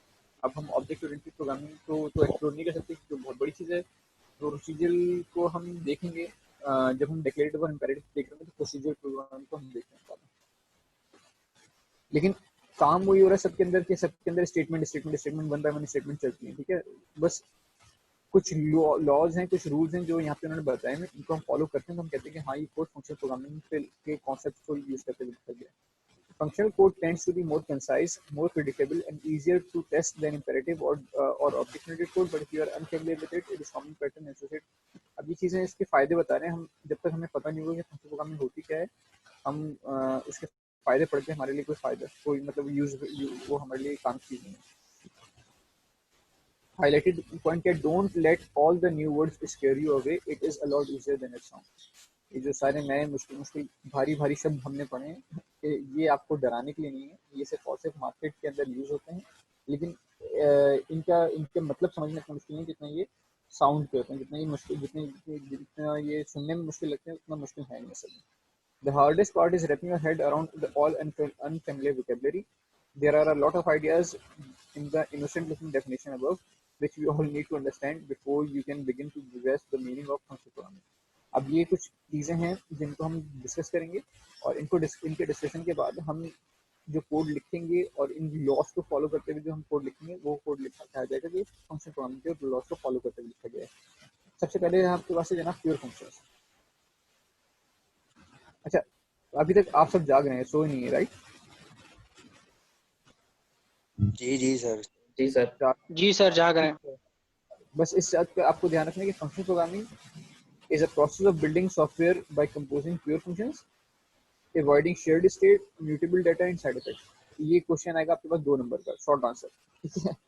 क्या करना है आपने करना ये है कि प्योर फंक्शंस को यूज करना है, शेयर्ड स्टेट से बचना है, म्यूटेबल डाटा से बचना है और साइड इफेक्ट से बचना है। अब प्योर फंक्शंस क्या होते हैं ये हम एक्सप्लोर करने जा रहे हैं। सही, a pure function is a function. एक प्योर फंक्शन जो है एक फंक्शन ही होता है सिंपल, जिसके अंदर क्या खास बात होती है, given the same input always return the same output. जब भी आप इसको एक इनपुट देंगे, एक मखसूस इनपुट देंगे, वो हमेशा सेम ही आउटपुट देगा। ऐसा नहीं होगा कि मैंने उसको इनपुट दिया 1, पहले उसने मुझे आउटपुट दिया 2, फिर मैंने उसको इनपुट दिया 1, अब उसने मुझे आउटपुट दिया 5, फिर मैंने उसको इनपुट दिया 1, उसने मुझे आउटपुट दिया 15। हर दफ़ा अलग अलग इनपुट आउटपुट आ रहे सेम इनपुट के अगेंस्ट में, ऐसा नहीं चाहिए। जब भी मैं उसको इनपुट दूंगा x, वो मुझे हमेशा आउटपुट देगा y। जब भी मैं उसको इनपुट दूंगा a, वो हमेशा मुझे आउटपुट देगा b। तो एक सेम इनपुट के अगेंस्ट में एक सेम आउटपुट बार बार, चाहे उसको एक दफ़ा यूज़ करें, चाहे उसको 1 लाख दफ़ा यूज़ करें, सेम दफ़ा आउटपुट आता रहे, तो ये चीज़ कहलाती है प्योर फंक्शन।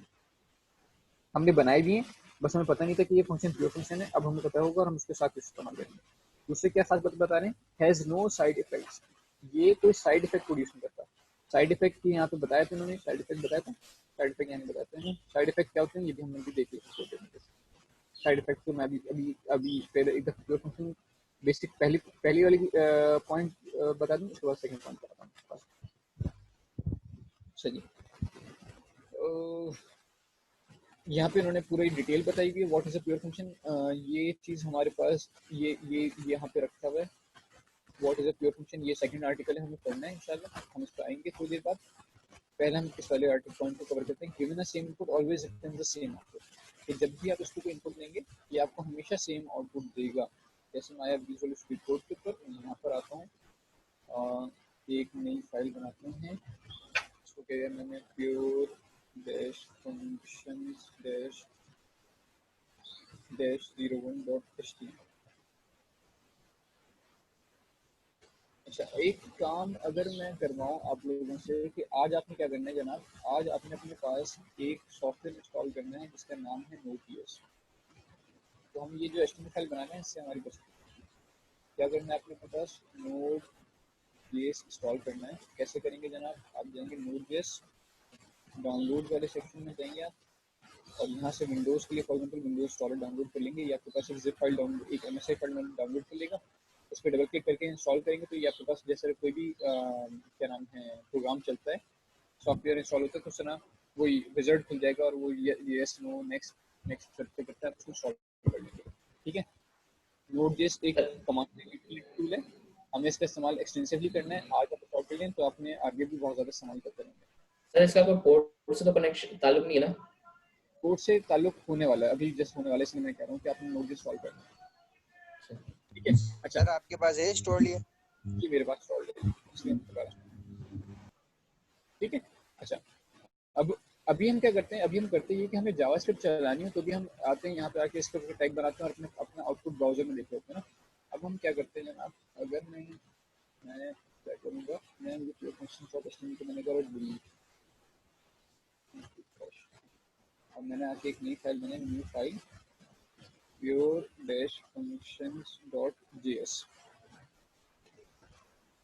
क्योंकि हम सब अब जो ये जो एडवांस जावास्क्रिप्ट जितने टॉपिक्स हम सारा इसके अंदर सिर्फ जावास्क्रिप्ट यूज़ कर रहे हैं, हमें एचटीएमएल से फर्क ही नहीं पड़ता, तो हम यहाँ पे सिर्फ डायरेक्ट डॉट जेएस की फाइल बनाएंगे। अच्छा, अगर मैं Node.js इंस्टॉल नहीं करूँगा तो मुझे क्या करना पड़ेगा, मुझे इस जावास्क्रिप्ट का फाइल का आउटपुट ब्राउजर में दिखाने के लिए एक एचटीएमएल फाइल बनानी पड़ेगी और इस जावास्क्रिप्ट फाइल को एचटीएमएल फाइल के साथ लिंक करवाना पड़ेगा और एचटीएमएल फाइल को एग्जीक्यूट करवाना पड़ेगा। जबकि इसका फायदा क्या होगा प्योर फंक्शंस यूज करने का, कि आप इसको डायरेक्ट टर्मिनल के अंदर एग्जीक्यूट कर सकेंगे Node.js की मदद से। कैसे करते हैं, आपके पास प्योर फंक्शन की वजह से या Node.js की वजह से? Node.js की वजह से आप अपनी जावास्क्रिप्ट फाइल्स को एग्जीक्यूट करेंगे अपने टर्मिनल के अंदर एग्जीक्यूट करेंगे। ठीक है, अच्छा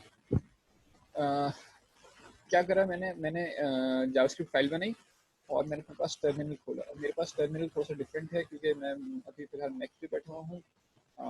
ये कह लीजिए कि आपने करा कमांड यानी कंट्रोल जे,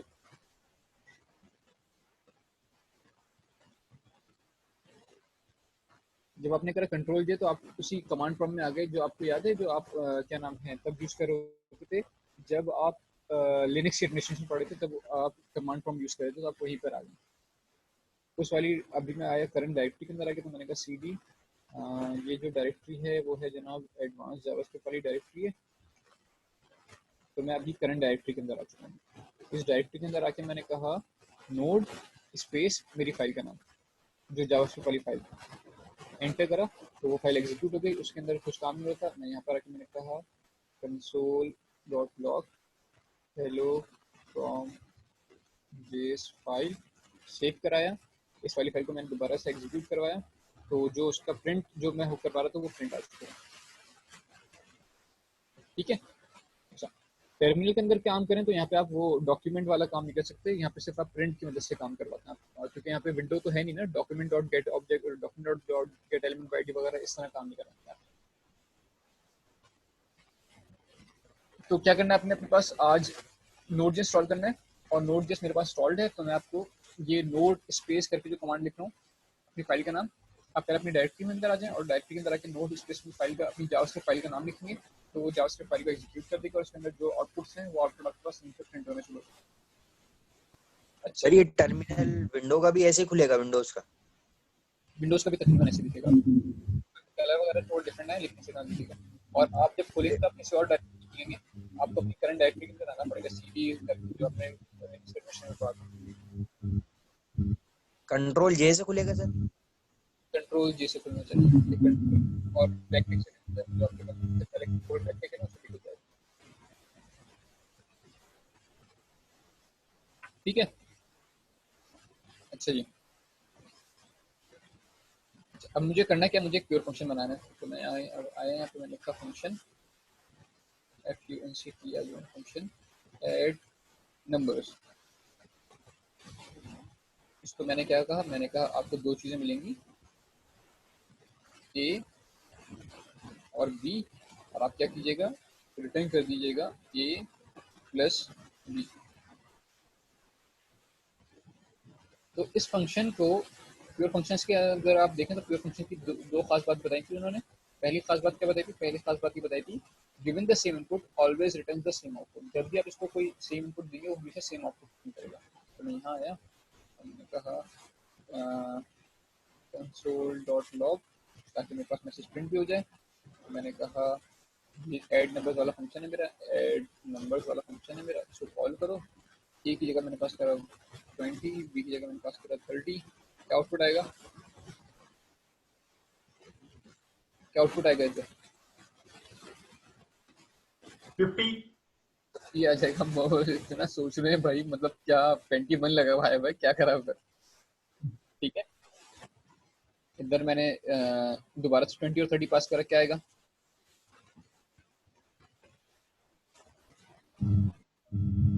50 ही आएगा। पक्का सेम आएगा, 50 आएगा ना। प्योर फंक्शन को डिस्कस करा ना। Yes sir.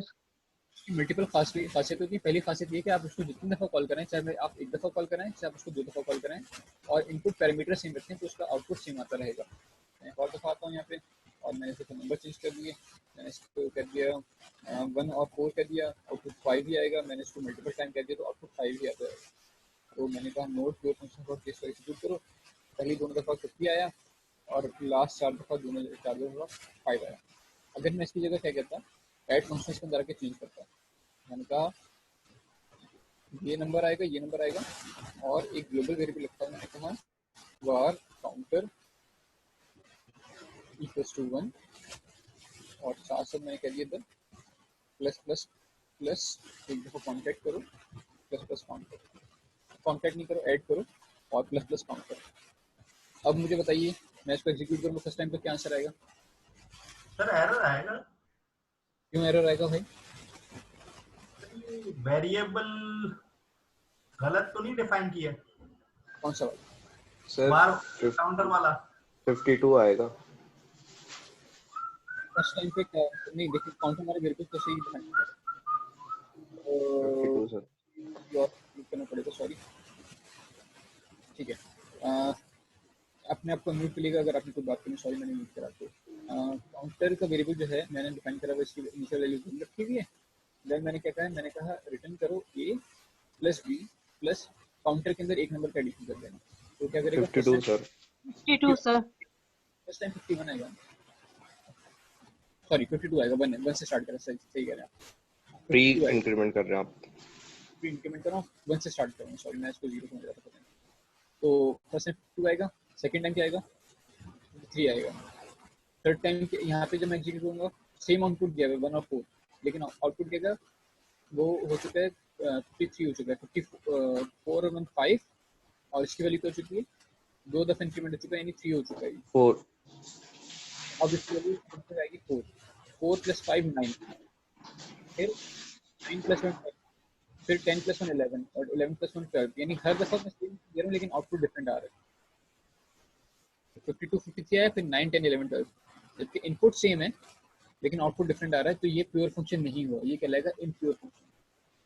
प्योर फंक्शन क्या कहता है? प्योर फंक्शन कहता है कि जब भी आप उसको सेम इनपुट दें तो आपको हमेशा सेम आउटपुट दे, तो वो चीज़ कहलाएगी प्योर फंक्शन।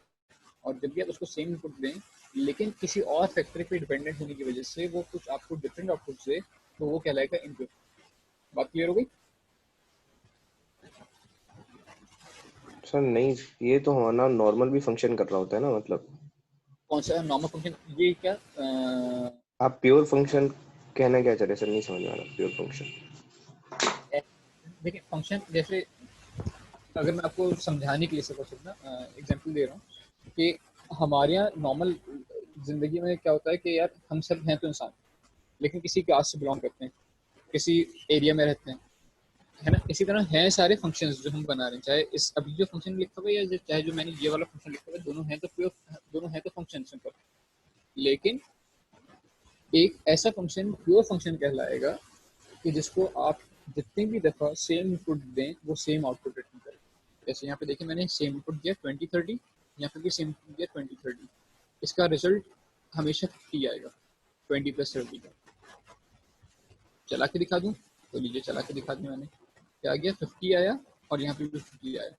इसी तरह जब मैंने यहाँ पे देखिए 1 और 4 दिया, एक दफ़ा, 2 दफ़ा, 3 दफ़ा, 4 दफ़ा, चारों दफ़ा मैंने सेम इनपुट दिया, लेकिन आउटपुट हमेशा डिफरेंट आया, आउटपुट भी हमेशा सेम आया 5 5 5 5। तो ये जो ऐड नंबर्स का फंक्शन है ये प्योर फंक्शन कहलाएगा। क्यों? क्योंकि आप जब भी इसको सेम इनपुट देते हैं वो हमेशा सेम आउटपुट रिटर्न करता है। सही है, बात क्लियर हुई? जी सर। अब जैसे सर हम फंक्शन बना रहे होते हैं कि मतलब कि हम कोई भी उसमें आर्गुमेंट पास करेंगे तो वो एज कैलकुलेट करके दे, तो ये प्योर फंक्शन नहीं हुआ फिर? अगर वो एज कैलकुलेट करने के लिए सिर्फ और सिर्फ आर्गुमेंट्स पे डिपेंडेंट है तो वो प्योर फंक्शन है, और अगर वो एज कैलकुलेट करने के लिए आर्गुमेंट्स के अलावा भी कहीं और से डेटा पिक कर रहा है तो वो इम्प्योर फंक्शन कहलाएगा, क्योंकि जो बाहर से डेटा पिक कर रहा है वो हो सकता है बार बार चेंज हो रहा हो। सही है। Okay sir. फॉर एग्जाम्पल मेरे पास क्या है जनाब, मेरे पास 2 टेक्स्ट फील्ड बनी हुई और एक बटन बना हुआ था, ठीक है। मैं टेक्स्ट फील्ड से डेटा पिक करता हूँ और अपने फंक्शन को डेटा पास करता हूँ, वो क्या करता है, वो फंक्शन उस डेटा को प्रोसेस करता है, लेकिन सिर्फ और सिर्फ उसी डेटा को प्रोसेस करता है और मुझे एक रिटर्न कर देता है, एक वैल्यू निकाल के देता है, और बाहर की किसी वैल्यू पर डिपेंडेंट नहीं है वो, तो वो प्योर फंक्शन कहलाएगा। क्यों? क्योंकि जब भी मैं उसको फील्ड टेक्स्ट फील्ड के अंदर सेम वैल्यू दे रहा हूँ, हमेशा आउटपुट हमेशा सेम आ रहा है।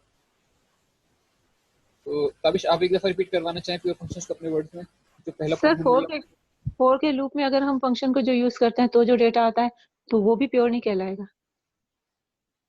अभी डिस्कस कर लेते हैं फॉर के लूप के भी। ताबिश आप अपने वर्ड्स में एक दफा समझाने को। मैं बिल्कुल करूँ, मैं बिल्कुल। देखिए हमने क्या है, हमने फंक्शन बनाना सीखे हैं, ठीक है। अगर आपसे कोई ये पूछता है भाई, जैसे सामने फंक्शन लिखा हुआ है, आपसे पूछे भाई ये क्या चीज़ है, आप बोलेंगे फंक्शन है, बात समझ में आ गई। अब वो ये पूछे कि भाई ये फंक्शन तो है, लेकिन फंक्शन में ये कौन सा फंक्शन है, क्योंकि फंक्शन के अंदर हम 2-3 कैटेगरीज आती हैं, जिसमें कैटेगरी में आज हम पहली कैटेगरी देख रहे हैं वो देख रहे हैं प्योर फंक्शन। तो फंक्शन बनाना हमें आते हैं और फंक्शन के अंदर हमें प्योर फंक्शन बनाना भी आता है, लेकिन अब तक हमें ये नहीं पता था कि इसका कोई पर्टिकुलर कोई कैटेगरी भी है। अब तक समझते हैं यार ये फंक्शन है, अगर हमसे किसी ने कोई सवाल कर लिया यार ये फंक्शन तो है लेकिन क्या ये प्योर फंक्शन है, तो हमें नहीं पता, हम तो बोलते थे सिर्फ फंक्शन है। तो प्योर फंक्शन बेसिकली फंक्शन के अंदर की ही एक कैटेगरी है, ठीक है।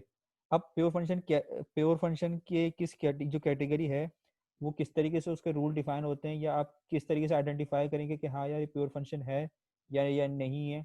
तो वो क्या कि जब भी मैं इसको कॉल करूंगा तो मैं क्या जो भी इसको, अगर मैं उसको सेम इनपुट प्रोवाइड कर रहा हूँ, सपोज मैंने 3 से 4 मरतबा इसको कॉल किया और 3 से 4 मरतबा मैंने उसको सेम इनपुट दिया, तो इट ऑल टाइम्स इसको सेम आउटपुट देना चाहिए, ऑल टाइम इसको सेम आउटपुट देना चाहिए, चाहे वो आपके अंदर से कुछ क्या कहते हैं आर्गुमेंट पे डिपेंडेंट है या चाहे कुछ अंदर कैलकुलेशन कर रहा है। अगर तो ये मुझे ऑल टाइम सेम इनपुट पे सेम आउटपुट दे रहा है तो इट मीन्स कि ये प्योर फंक्शन है। इसके बरक्स अगर तो मैं इसको सेम इनपुट दे रहा हूँ लेकिन ये मुझे डिफरेंट आउटपुट दे रहा है, इट मीन्स कि ये किसी और पे भी डिपेंडेंट कर रहा है, तो अब ये प्योर फंक्शन नहीं है। तो अब ये प्योर फंक्शन नहीं है। अगर तो मुझे सेम इनपुट पे ये सेम आउटपुट दे रहा है, भले ये आर्गुमेंट पे डिपेंडेंट है या भले अंदर कुछ कैलकुलेशन कर रहा है, अगर तो ये मुझे सेम इनपुट पे सेम आउटपुट दे रहा है हर दफा, तो ये प्योर फंक्शन है। आई गेस अब बात पूरी क्लियर हो गई है। सर इसका बेनिफिट क्या है? अभी सोचे नहीं, अभी बिल्कुल नहीं सोचे इसका बेनिफिट क्या है। हम जब पहले इसको समझ लेंगे उसके बाद बेनिफिट्स पे जाएंगे। बिल्कुल बेनिफिट्स हैं, बहुत सारे बेनिफिट्स हैं।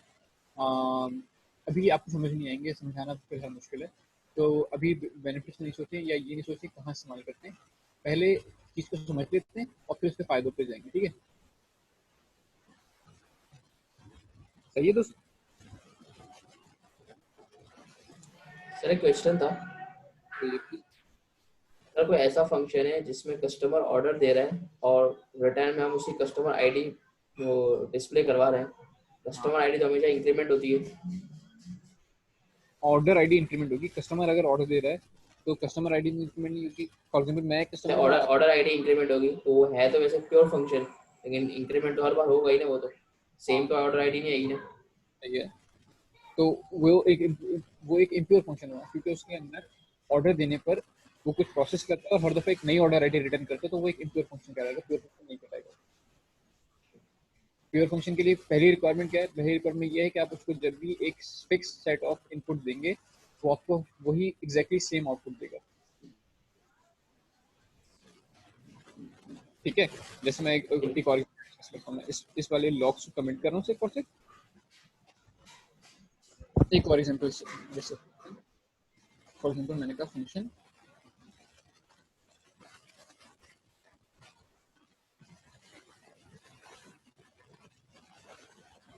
ये कौन सा फंक्शन कहलाता है? कंस्ट्रक्टर फंक्शन कहलाता है।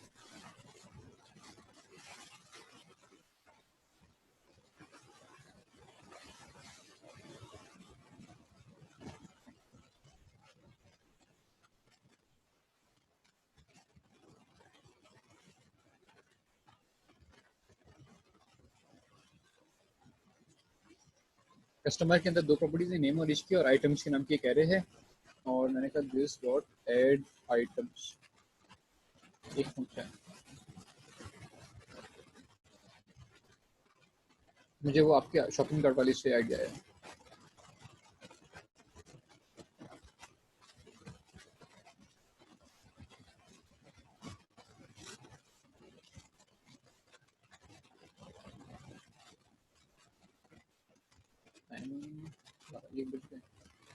आइटम नेम फॉर मैंने यहाँ से दिया, आइटम नेम मिला, मैंने कहा रिटर्न करो टोटल आइटम्स इक्वल्स टू, बल्कि सिर्फ आइटम्स की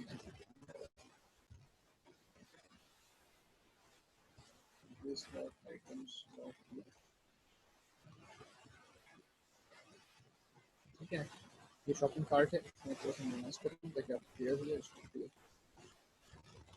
तो मैंने कहा वार नहीं, अब वार यूज नहीं करना है, अब हमें लेट और कॉन्स्टेंट नाम देना है। लेट का S1 न्यू शॉपिंग कार्ट बनाएंगे, न्यू शॉपिंग कार्ट, इसके साथ मुझे नेम पास करना, तो मैंने कर दिया नेम कहा, ये मैंने पास कर दी 8, फिर मैंने कहा S1 dot add items, item pass करना, नया आइटम मैंने कहा नहीं था, पहले आके उसने कहा एप्पल्स, देन उसने कहा ऑयल, और साथ साथ क्योंकि कुछ वैल्यू रिटर्न भी कर रहा है तो मैं उसको कंसोल लॉग भी कर रहा हूँ।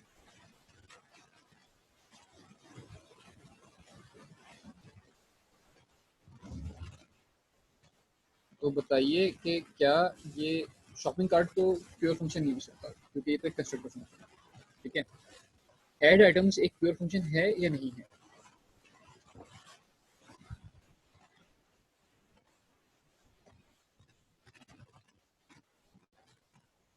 It's 13 hours.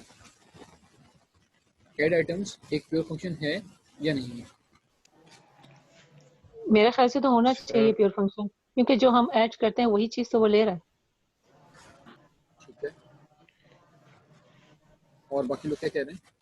यस सर, क्योंकि हम जो चीज़ दे रहे हैं और जो हम इनपुट दे रहे हैं वही आउटपुट आ रहा है, मतलब हम लेंथ लेना चाह रहे हैं और जो हमने इनपुट दी उसी के मुताबिक आउटपुट भी दे रहे हैं, तो डिपेंड नहीं हो रहा किसी पे, डिपेंडेंट नहीं हो रहा। अच्छा मेरी बात सुनो दोबारा, प्योर फंक्शन के बहुत सारी खासियतें होती हैं, जिसमें से पहली खासियत ये है कि जब भी आप उसको कोई भी एक फिक्स इनपुट देंगे वो हमेशा सेम आउटपुट देगा। यहाँ पे मैंने उसको इनपुट दिया एप्पल्स, उसने मुझे आउटपुट क्या दिया? आउटपुट क्या आएगा यहाँ पे कंसोल डॉट लॉग में, क्या मैसेज प्रिंट होगा? वन आ जाएगा, मैंने इसको लेंथ आएगी लेंथ आना शुरू हो जाएगी। बनाई है। देन मैंने उसको आउटपुट दिया कुकिंग, क्या नाम है, कुकिंग ऑयल। मुझे आउटपुट क्या मिलेगा? 2। तो क्या मेरा आउटपुट मैं एक इनपुट देता हूँ, वो मुझे कुछ और इनपुट आउटपुट दे रहे हैं, फिर मैं इसको कुछ और इनपुट देना यस सर, इम्प्योर फंक्शन हो गया ये तो। फिर आउटपुट मेरा सेम नहीं रह रहा, तो मैंने इसको एग्जीक्यूट कराया, नोट प्योर फंक्शन। मेरे पास पहले इनपुट आया 1, फिर मेरे पास आउटपुट पहले मेरे पास आउटपुट आया 1 और देन मेरे पास आउटपुट आया 2। क्योंकि आउटपुट चेंज हो रहा है, इनपुट पे डिपेंडेंट नहीं है। अगर मैं एक इनपुट दे रहा था यहाँ पे दोबारा से आउटपुट देता हूँ, फॉर एग्जांपल देख के ना कि मैंने इनपुट चेंज करा था, तो देखो मैंने दोबारा आउटपुट दे दिया, फिर 1 फिर 2 फिर 3 आ रहा है। यानी आउटपुट इनपुट सेम रखने पे भी आउटपुट के अंदर डिफरेंस आ रहा है।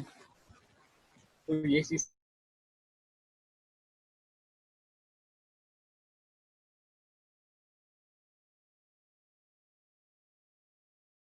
अलग अलग आउटपुट दे रहा है। इसका आउटपुट जो है वो डिपेंडेंट इस वाले के ऊपर डिपेंडेंट नहीं है, बल्कि इसका आउटपुट जो है वो इस आइटम से ठीक है जनाब। तो पहली खासियत हमने पढ़ी है प्योर फंक्शंस की कि वो क्या होते हैं। उसकी पहली खासियत ये होती है, अरे यार मशीन बंद नहीं करी मैंने, काफ़ी टाइम से रिस्टार्ट नहीं करी, क्या इशू है।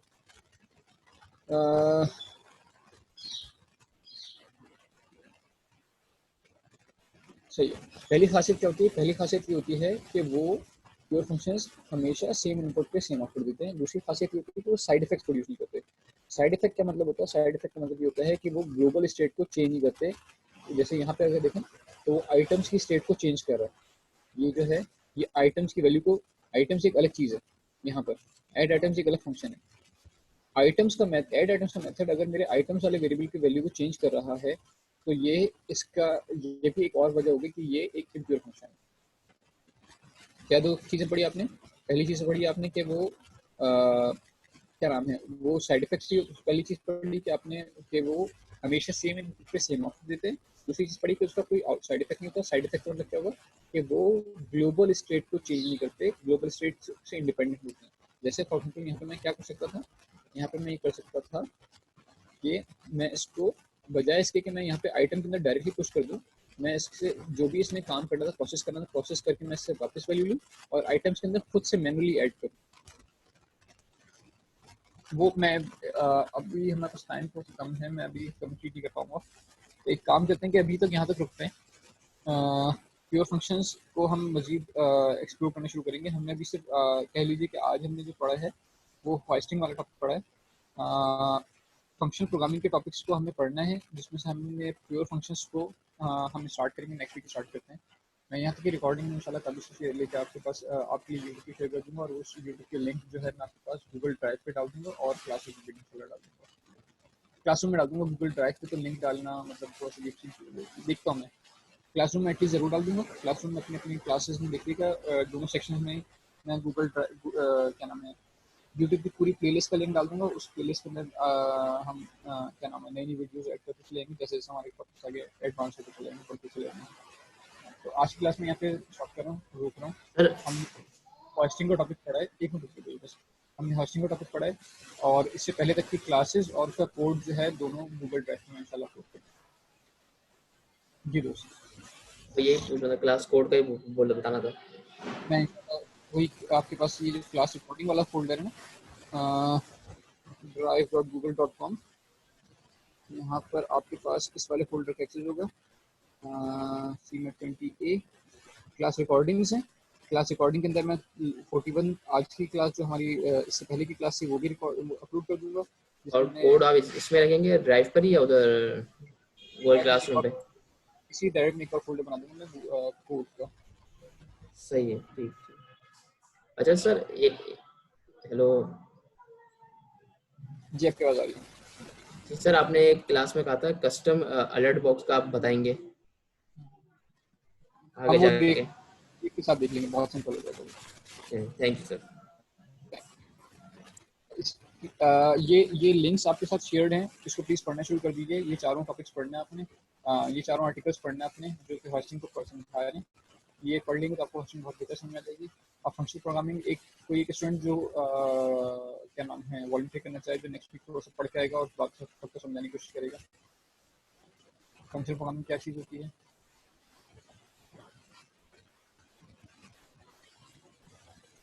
कौन आ सकता है?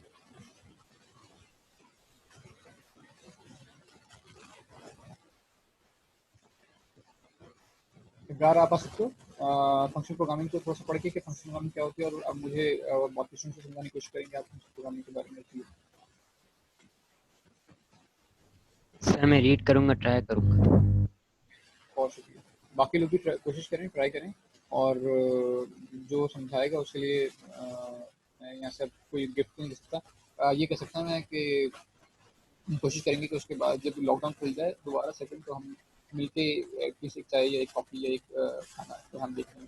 तो पहले आपने अच्छे से पढ़ कर आना है, फिर हम समझाना जिसका इनाम आपको ये मिलेगा। आपके एक हम डिसाइड करके लॉकडाउन के बाद एक कॉफ़ी या एक खाना रख लेंगे।